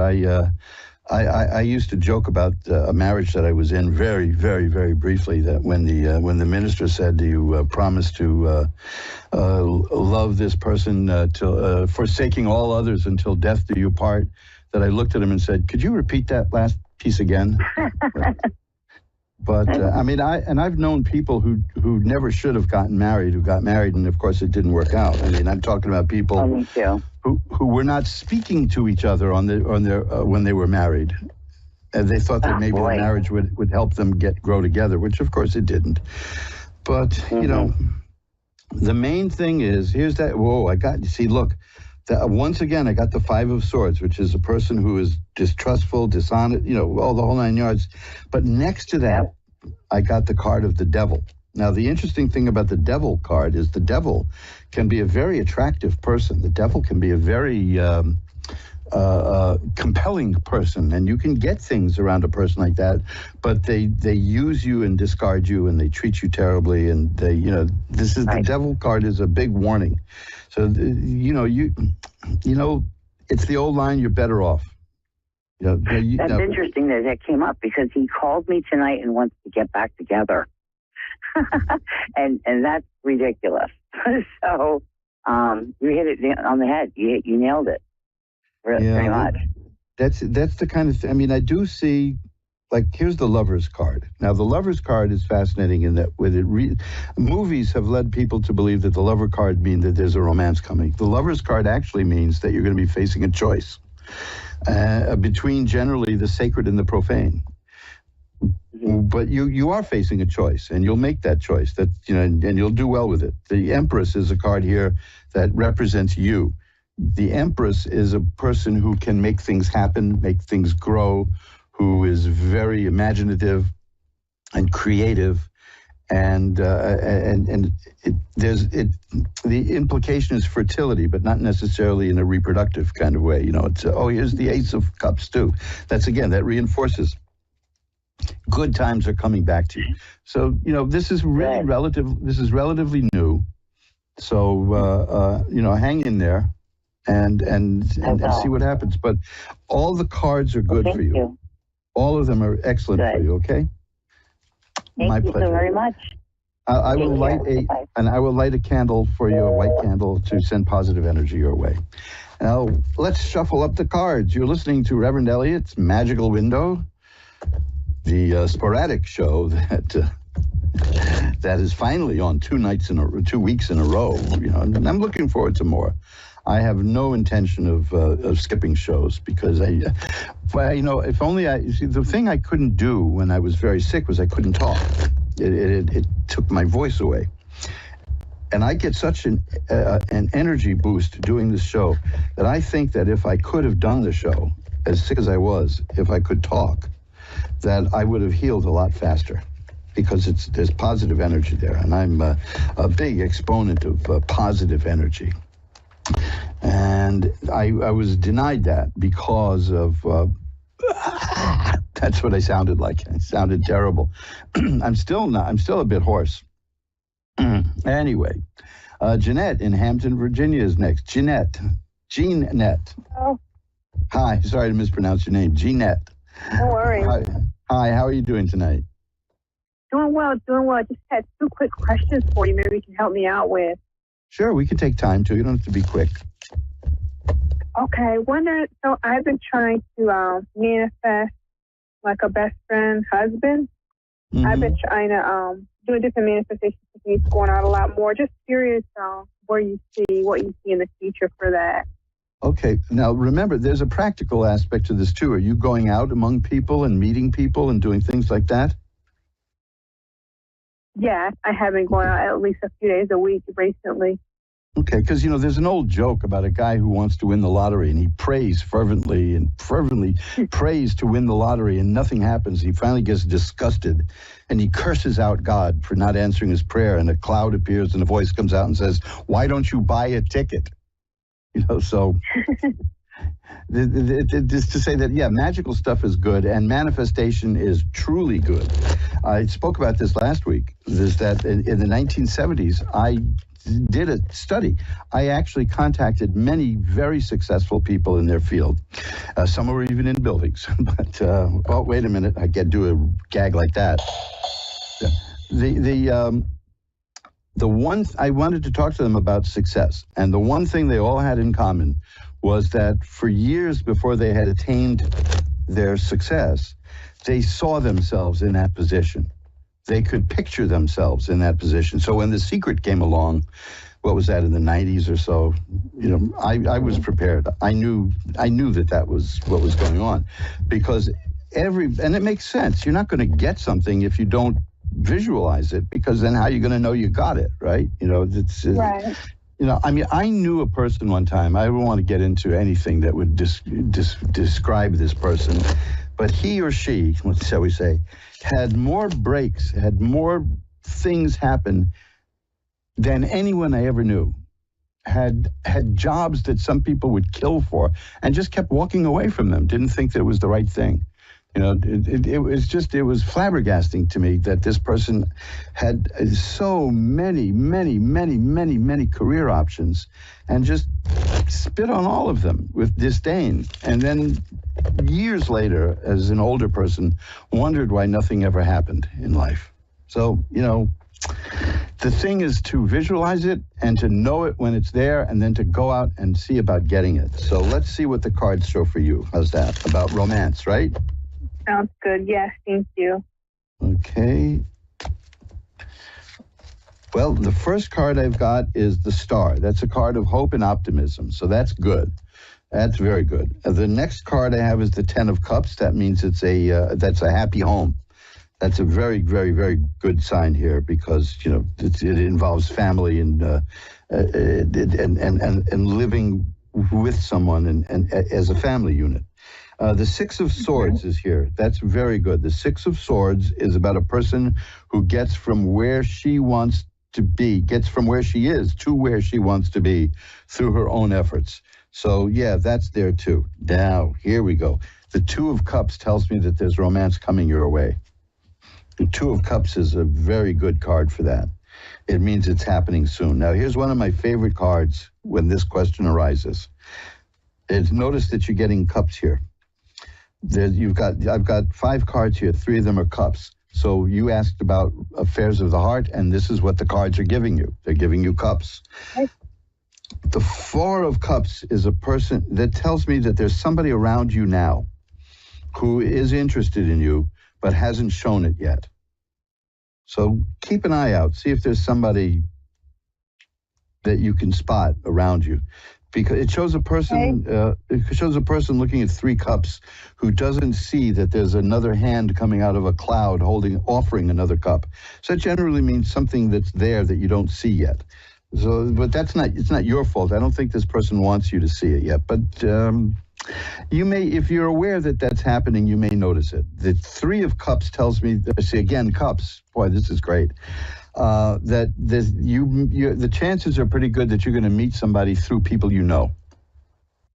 Okay. But these are all positive cards. These are all cards that have a good outcome and a good outlook. So I think you're on the right track for finding romance. Is there anything else you want to look at? What else was there? Yeah, just wanted to see if there was any messages my spirit guides had for me, just in any subject. Messages. Okay, let's see what we've got.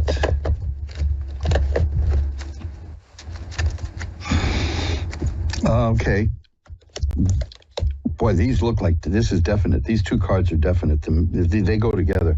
The Queen of Swords and Strength. The message of these is take command of your thoughts and be strong about it. The Queen of Swords represent mental. Sometimes it represents conflict, but you'd have to see that by the other cards around you. The Queen of Swords is somebody who's developing new ways of thinking, and it's starting to show. Your mind is expanding and it's growing. And Strength card shows that you need to be. I got another card here that you're going to love. Boy, I'm telling you, this is a message because I got 4 cards here, and they're all major cards. There's only like 22 major cards in the deck here. So the Strength card shows that you've got the strength to do this. Now the Death card is here, and that's nothing to be afraid of. That means you're entering a new period of your life. One phase of your life is ending and another one is beginning. And we say that because there's a sunrise in that card. So it's not about predicting death, which cards don't generally do. If they do it, it's very clear. One of the reasons the cards don't do that is that that's what lies down the path for all of us anyway. But this is followed now by Judgment, which is telling me, the Death and Judgment card telling me that you're going to experience a rebirth of who you are. And it's going to be very good. And you're looking for a new way of living, and you're going to get it because you're strong and your mind is growing. So one phase of your life is ending and another one is beginning, and that new beginning is going to be a game changer. Okay, so this is very good. This is very exciting times then for you. You're growing and you're changing. You're growing emotionally and physically and spiritually, all of that. It's all there. Okay, so yeah.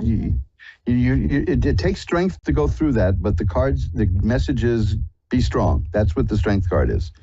I definitely, since all of these cards were major cards, I definitely take that as a message from a guide. Okay? Yeah, thank you so much. Thank you so much. I appreciate you. Well, my pleasure, because that's a wonderful, life-changing reading. And hang on one second. I want to pull one more card to just see the overall. Okay, here it is. That's great. The 8 of Cups. The 8 of Cups is about a person who is walking away from things in life that aren't working and walking towards things that are working. So you're changing. You're changing for the better, and that's good. You're going to love it. Okay? Yes, I have been on vacation for a month now, and I've been doing so much healing and so much growth spiritually and physically. I mean, I've been losing weight, and it's just the reading is totally accurate. Great, you feel it, don't you? It's growing inside you. That you're blossoming in a new way. Some people get scared to death of that, but I see you're not just welcoming it, you're asking for it, and you're managing it, and it's good, and I applaud you. So if you can drop me a line anytime, and we can take a look at a few more cards if you'd like. My email is asktarot@earthlink.net, and you can also find me through askoneradio.com, or just do a Google search for Reverend Elliott's Magical Window, and you can contact me. Okay. Sounds good. Yeah, the street card. I'm a Leo, so I'm not surprised that came out. Yeah, okay, it looks good. Thanks a lot for calling. Thank you. Bye-bye. Bye-bye. And we'll shuffle the cards up again. You're listening to Reverend Elliott's Magical Window, the show that asks the metaphysical question, is this guy going to show up next week? And yes. Yes, I will. I make it my business to show up next week.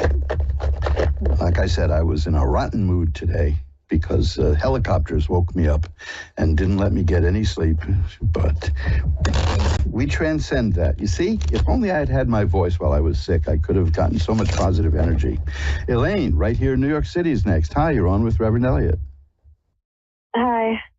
Hi, how are you tonight, Elaine? I'm all right. Well, let's see if we can make that a little better. Okay? What can I look at for you? Basically just thinking about my romantic life and I guess health. Okay, well, the romantic life, I can give you a quick answer to that because this is a card I just had for somebody else too, but there's a little bit more to it now.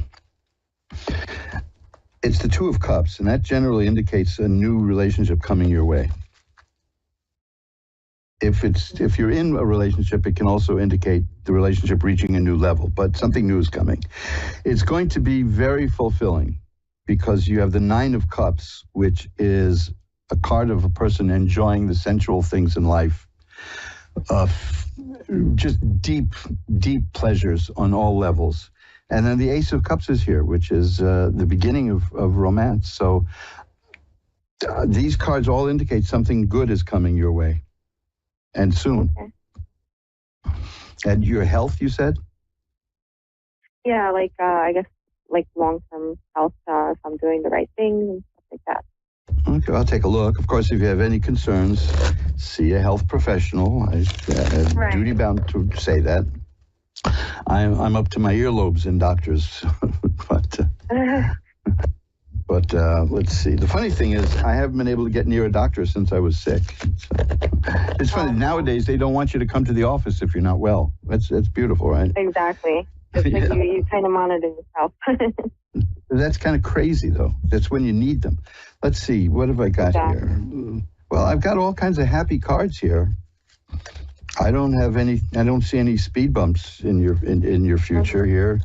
I've got the Ten of Cups, which is perfected happiness here. I've got the Magician, which is a person who can draw spiritual power down to earth and use it here. I've got the Six of Rods, which is great success. I've got Temperance, which says that you're living a life that's well balanced.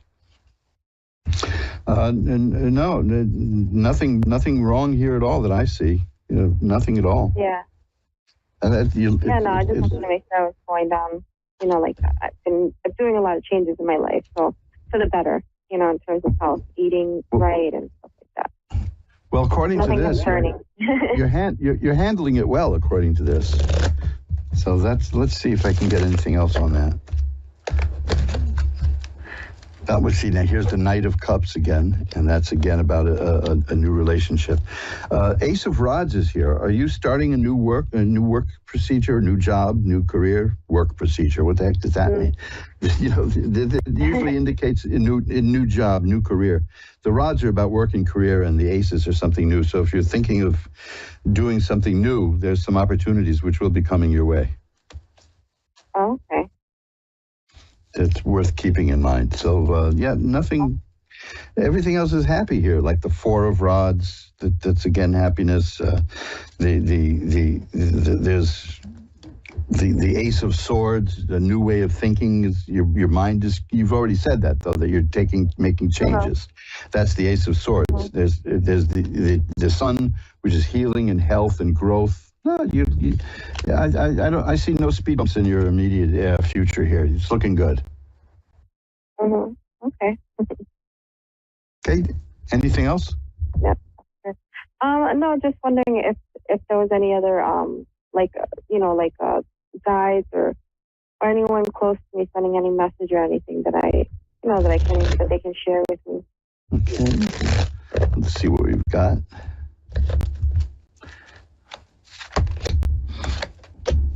Once again, I'm getting major cards. Every time somebody asks me this, I just get major cards to them, so that's good. The World, which is a card that's assured success, so it's saying don't stress yourself, you're going to succeed. Temperance, again, there's going to be balance. And the High Priestess, which is an excellent card. That means you have spiritual powers that, you can transcend this world and the next, which it's a very good card. You had the Magician before, so you see, this is the... Yeah, it reminds me of my brother. Yeah, well, that's something that he taught me. Everything's going to be okay. You're on a good path and things are working well. So it's disgustingly positive. It's all filled with positive. And there is here's the Hermit. That's about a guide. You asked about a spiritual guide. That's what this card is. It's about a guide. So that's like saying, and by the way, I'm the guide. What the cards are saying here. So yeah, I think you hit the right person here through me and the cards, but your cards. But yes, this is getting the Hermit card at the end, which shows a person holding a light to show you the way. So yeah, this is good. That is a message from a guide. It's all major cards, which is the way it goes when I do readings like that. And you're going to be very successful. And part of it is accessing the mystical side that you have. Do you use that side a lot? I don't. I know about it, and I know that I could use it, and if I, get a little stronger and learn more about it, but I'm aware of it, What would you like to learn? Maybe I can point you in the right direction. Just, kind of how to hone in on things. I have a lot of instincts and, some people would say, oh, gut feelings and stuff like that, but I'm always aware of those things and, okay. That's what I try to follow, but. That's a very good sign. And I tell you, the thing is, there's a book that I talk about a lot because it's one of my favorite books ever. It's written in the 1930s. And the people who republished it wanted me to do the introduction, and I read the book and I said, you don't need me to write a word here. This thing is perfect. It's called Hunches. And that's what it's about. It's about the fact that so many people are intuitive and they have feelings and that things work out, but they don't know what to do with that or how to do it. And if you can find the book at mojoacademy.org or amazon.com if you want to go directly there. Mojoacademy.org will tell you how to get it for a little bit less. Amazon, it's charged a little bit more. But it's by Lloyd Kenyon Jones, who was a prolific writer of the 20s and 30s, and it's the best book I ever read on psychic abilities, which ones there are, how to recognize them, and how to develop them. This is just something to keep in mind. Great. It's not, and I'm always hesitant to do this because I don't like to do a sales pitch, but it is definitely, I'm almost evangelical about this book because it's marvelous. It's called Hunches, and this is what you described, that the intuitiveness, the feelings. I mean, I've had the same thing happen to me over the years. I remember my wife was casting a film, and she found a guy who was just the right person to play the part. And when it was over, I said, he's not going to come back. You better prepare. He said, no, he's going to do it. He isn't going to do the part. I could just feel it. And so she got a backup ready, and he didn't show up. Sometimes there's a thing, and it happens, and we get these vibes. Right. And the question is, how do you control that? Because you don't want that on all the time either. You want to be able to turn that off. It's like, you imagine, or not just control it, but kind of believe in yourself to understand those feelings. Yes, say, okay. So listen to that voice. Not be doubtful of yourself. Right. Yeah. Just because the world is so full of coincidences that it's unbelievable, and the world is smaller than we think, and I strongly, and for the people listening, if you think that if this resonates with you, what you're listening to now, if you've had these kind of feelings, and a lot of people do, and especially people who listen to this show because you're interested in this kind of stuff, check out the book Hunches. That's all I can say is that it's a wonderful, wonderful book that will help you develop these powers. It's got a dream book inside of it too. Those things fell out of favor years ago, but it tells what various dreams mean. So, but mostly it's about clairvoyance, clairaudience, hunches, that kind of thing. Okay. So check it out. I think you'll benefit from it. But you're doing well. You're on a good path. All right. Okay. Thanks for calling. All right. Thank you so much. Have a good evening. Bye-bye. And let's shuffle the cards. And you're listening again, Reverend Elliott's Magical Window on the Ask One Radio Network. We've been doing this for over 10 years now. That's amazing. I've got a backlog of hundreds and hundreds of shows. And I stopped numbering them here in my files. I'm going to have to do that. I have to spend an afternoon and do that. I became very lazy and very, what's the word I'm looking for? Lazy. That's the word I'm looking for. Lazy. I've become contemplative. No, I've become lazy, I like to joke that in an earlier marriage, one of the big complaints that my spouse had was that I procrastinate. And I got very angry when I looked that word up 2 weeks later. One more time. Anyway, Patsy in New Orleans is next. Hi, you're on with Reverend Elliott. Hi. Hi, Patsy. How are you tonight? I'm good. How are you? I'm doing well. How is New Orleans? Hot. I've never gotten down to New Orleans. I always wanted to. I have in my collection, I have a signed album by Sweet Emma, which I know she signed lots of them, but I managed to hang on to one, and I've got it. And I listen to it once in a while when I dust off the vinyl. But it makes me want to go there. I'm actually in Lacombe, Louisiana, which is only 30 minutes from New Orleans. Oh boy, what I wouldn't give, huh? Well, I guess because I live in a tourist neighborhood, so I know what it's like. So I don't know how the tourists are in New Orleans, but I know what they're like here. Yeah. And I'm not too thrilled with them, and I don't want to be one. Yeah. See, the tourists are the people who stand 5 abreast on the streets in the sidewalk of New York and block everybody while they look up at the buildings. But why? At least they come here and they enjoy New York. And I live in what's essentially the theater district. Oh, wow. Oh, okay. Wow. I always wanted to go to New York. Well, catch it before it's gone. It's changing. Oh, wow. Really? It's getting mallized, it's getting to be like a mall. But we do have the Broadway Theater is still hanging on in there, even though it costs a fortune to go see. But we still have lots of little attractions. There's the old New York is here. I mean, complaining about New York changing is a very New York thing to do. I mean, I've seen books from the 1950s. The early 50s with Jack Kerouac and Allen Ginsberg whining about how Greenwich Village is dead. So it keeps going. But we managed to stay here. So what can we look at for you tonight? What can the cards show you? Well, I don't. I had 2 questions. My mother, she passed away when I was 20. Mm-hmm. And I'm 60 now. I'll be 60 tomorrow. But anyway, I never get a sign. I mean, I don't never feel her, And so I was just wondering if she's around, if she shows me anything or has a message for me. And then I also have a son that has autism. Oh. And, I'm getting up in age, and I'm just wondering if he's going to be okay after I pass on. Let's see if there's a message from your mom. How's that? Okay. Because there's very definite signs I look for in a reading of afterlife reading to see if we're getting anything. And that involves one of several cards, like the Death card or the High Priestess card or Judgment. So let's just see. So far, I haven't gotten anything. No.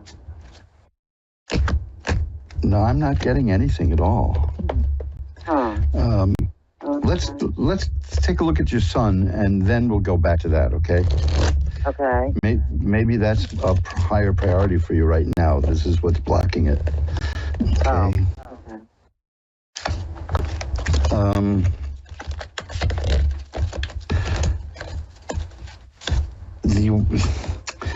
I'm seeing that there's provisions that you're making, that there will be. I'm getting cards of money. It's a sad situation, first of all. That's the Three of Swords, which is, that a heart pierced with swords. Then I have the Six of Coins and the Four of Coins, and these indicate money. And then that's followed by the Sun, which is health and healing and happiness and growth. The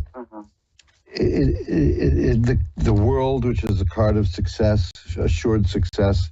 So that's telling me that, that he'll be taken care of. That there seems to be a fund, and there seems to be methods that'll come up that will help. Let's just see if we can get anything. And listen, let me tell you, this is not normal for me, because I never have not had this work with an afterlife reading. But you did start by saying that you never hear anything and you never feel it, so let's see if we can do something. If I don't get anything now, you can contact me off the air. Okay. My email is asktarot@earthlink.net. You can find me through askoneradio.com. There's all kinds of ways to get me. And at no charge, I'll try it again. How's that? Okay. Because we might want to just discuss a few things in a more positive way and see if we can do it. Okay. But no, see, I'm not getting any of the cards that I usually get that indicate a past life reading at all. So if you can try another time with me or here, if you can get through, or just drop me an email and we'll arrange to do something that way. Okay. And no charge. Okay. This is not like sneaking a job out of you. This is we can do it by phone. The email is asktarot, ASKTAROT, one word, at earthlink.net. That's a nice old email. Oh, okay. Okay, I appreciate that. And we'll either do it by email or we'll do it over the phone, and I'll call, it won't cost you anything. And because this has never failed, but I have a feeling that you were not expecting anything, and that expectation is what's getting in the way. Okay? Yeah. So we'll take care of it if you want to, all right? Okay, I appreciate it. I hope to hear from you. Thank you. Take care. Bye. Thank you. Bye-bye now. And we'll shuffle up the cards. Jennifer in Minnesota is next. Hi, you're on with Reverend Elliott. Hi, how are you? I'm well. How are you tonight, Jennifer? I'm okay. Well, maybe we can make that better. What can I look at for you? I'm just kind of looking into, I'm having relationship problems. Mm-hmm. Where that's headed or what direction I should take. Okay, let's see. 99 times out of 100, people ask me that they know what they want to do. You know what I mean?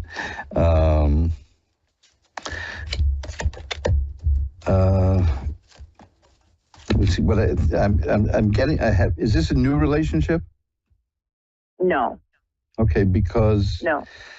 I got a card here, which is the Page of Cups, which is about a new relationship. And that could either mean a new relationship or the relationship you're in reaching a new level. Unfortunately, the next card is a card of unhappiness, great sorrow, the Three of Swords, which it doesn't get more sorrowful than that. It shows a heart pierced by swords and it's crying. So there's a very serious situation here, right? Right. Okay, well, the Knight of Cups is about usually it means a new relationship too. That's like the Page of Cups. That's why I'm confused here about this. Here's another one, which is the Two of Cups. And then notice you ask about a relationship and you're getting cards that are cups, and that's good. That means that the cards are listening to you. But they're pointing the way to something new coming into your life. The Page of Cups, the Knight of Cups, the Two of Cups is about a new romance.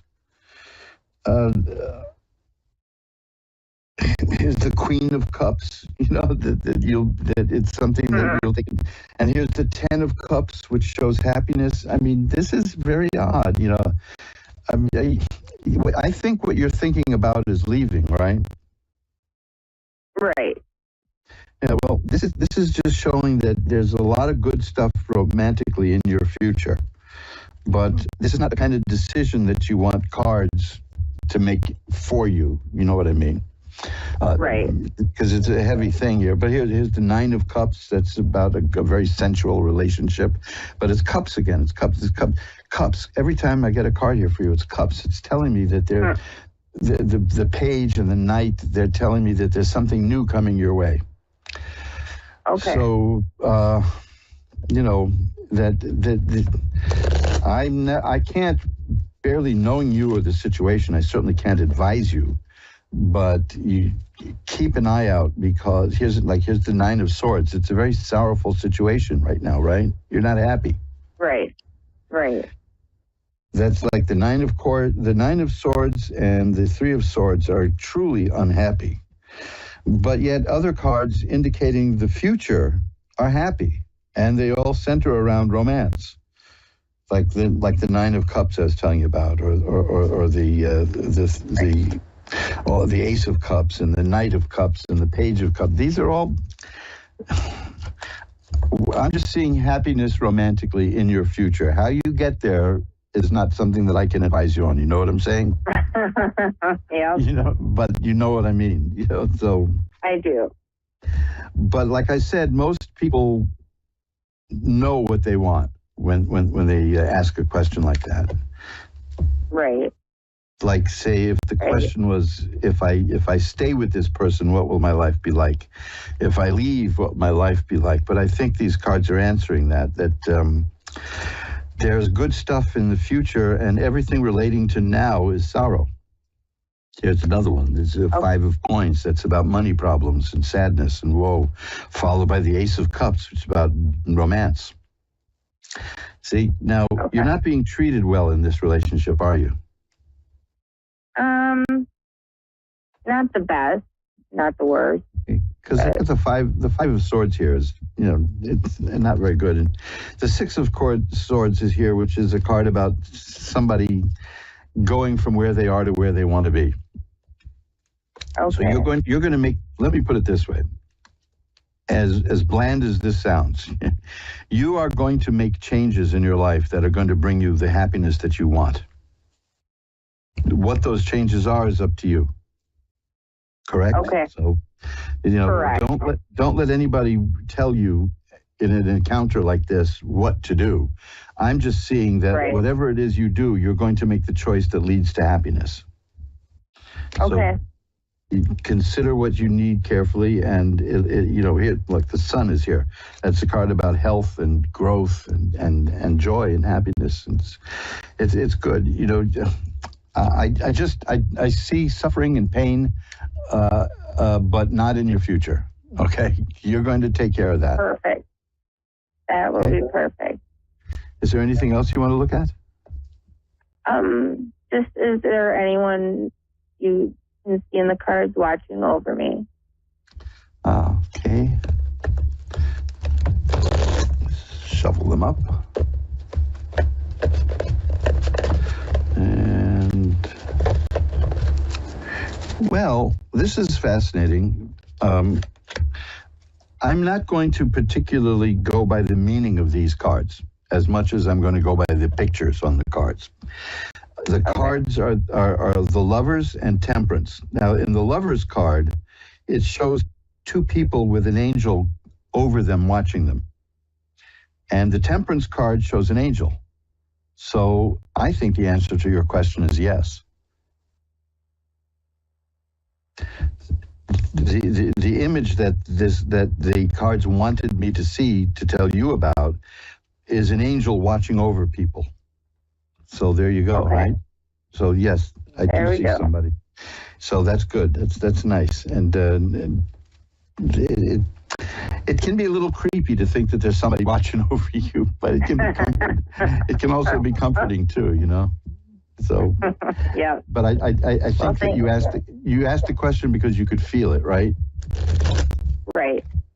Yeah. Well, you're a very intuitive person, and these two cards, to get two cards with an angel on them and one specific, here's another one. This is the Star, which is about hope and optimism, and it shows a bird. There's a person, a woman in the water, balancing the water, and there is a bird in a tree watching over her.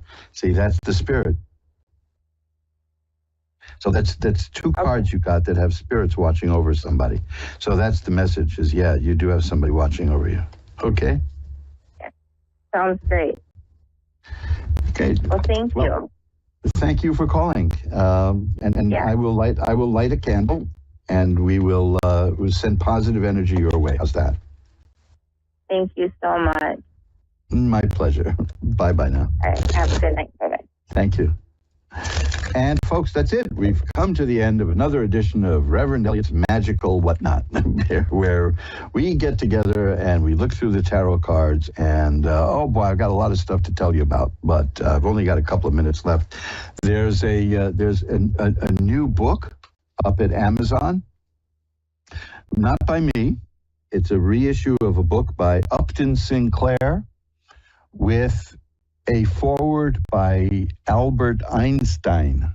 Yes, that guy, Albert Einstein. You know, there's a very funny story about Albert Einstein. It's funny if it's true, but there was a guy in America called Petrillo, who was the head of the musicians union. And one of the things Petrillo did was he called a strike. He called a recording strike. And for a period in the late 40s, nobody made records unless they were like a self-contained group. So you'll get recordings by the Mills Brothers because they were just three, sometimes four guys with a guitar.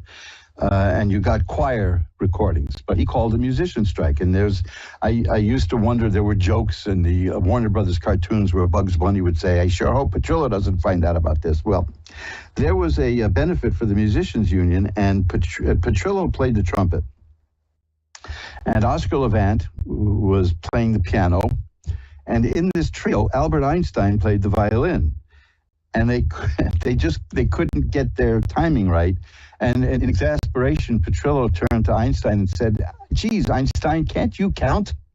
Well, to me, that's funny anyway, you know. But you see, even Einstein is not an Einstein all the time. But he wrote the foreword to this book. And it's called Mental Radio. And these are tests that Upton Sinclair did, definitive tests that he did with his wife to show that telepathy is real. This is what we talked about, like with hunches, for instance. It shows about that. But you see, it was a highly attacked book, but his methods stood up. People thought it was wrong that it was his wife who took part in the experiments with him, but that's kind of silly. It's because somebody had to do it, and it's just a fascinating book that helps prove the existence of mental telepathy. And we all know that. I mean, years ago, somebody gave me great advice. He said, always act as if people can read your mind, because they can. And boy, I tell you, because we give out more cues than we think. People can tell what we're thinking, you can tell when somebody's lying to you a lot of the times. You know that. So it's definitely a book worth looking at. I mentioned again, I'll repeat that, two books that I mentioned. These are wonderful books that will improve your life. It's Unmasking Fear and Hunches. You can find those at mojoacademy.org. mojoacademy.org. There's new books coming. By that I mean old books that have been forgotten. I've got a book from the 1890s that before I got ill I started to restore, and I am continuing that right now. And soon it will be available. And it's a book on the wonders and glories of solitude. That scares a lot of people, solitude, but I like it, and this is a book explaining a lot about it. And in today's electronic world where we're overloaded with images and sounds, that's good. So until next week, we've run out of time. Remember, time flies. It's up to you to be the navigator. Bye-bye now.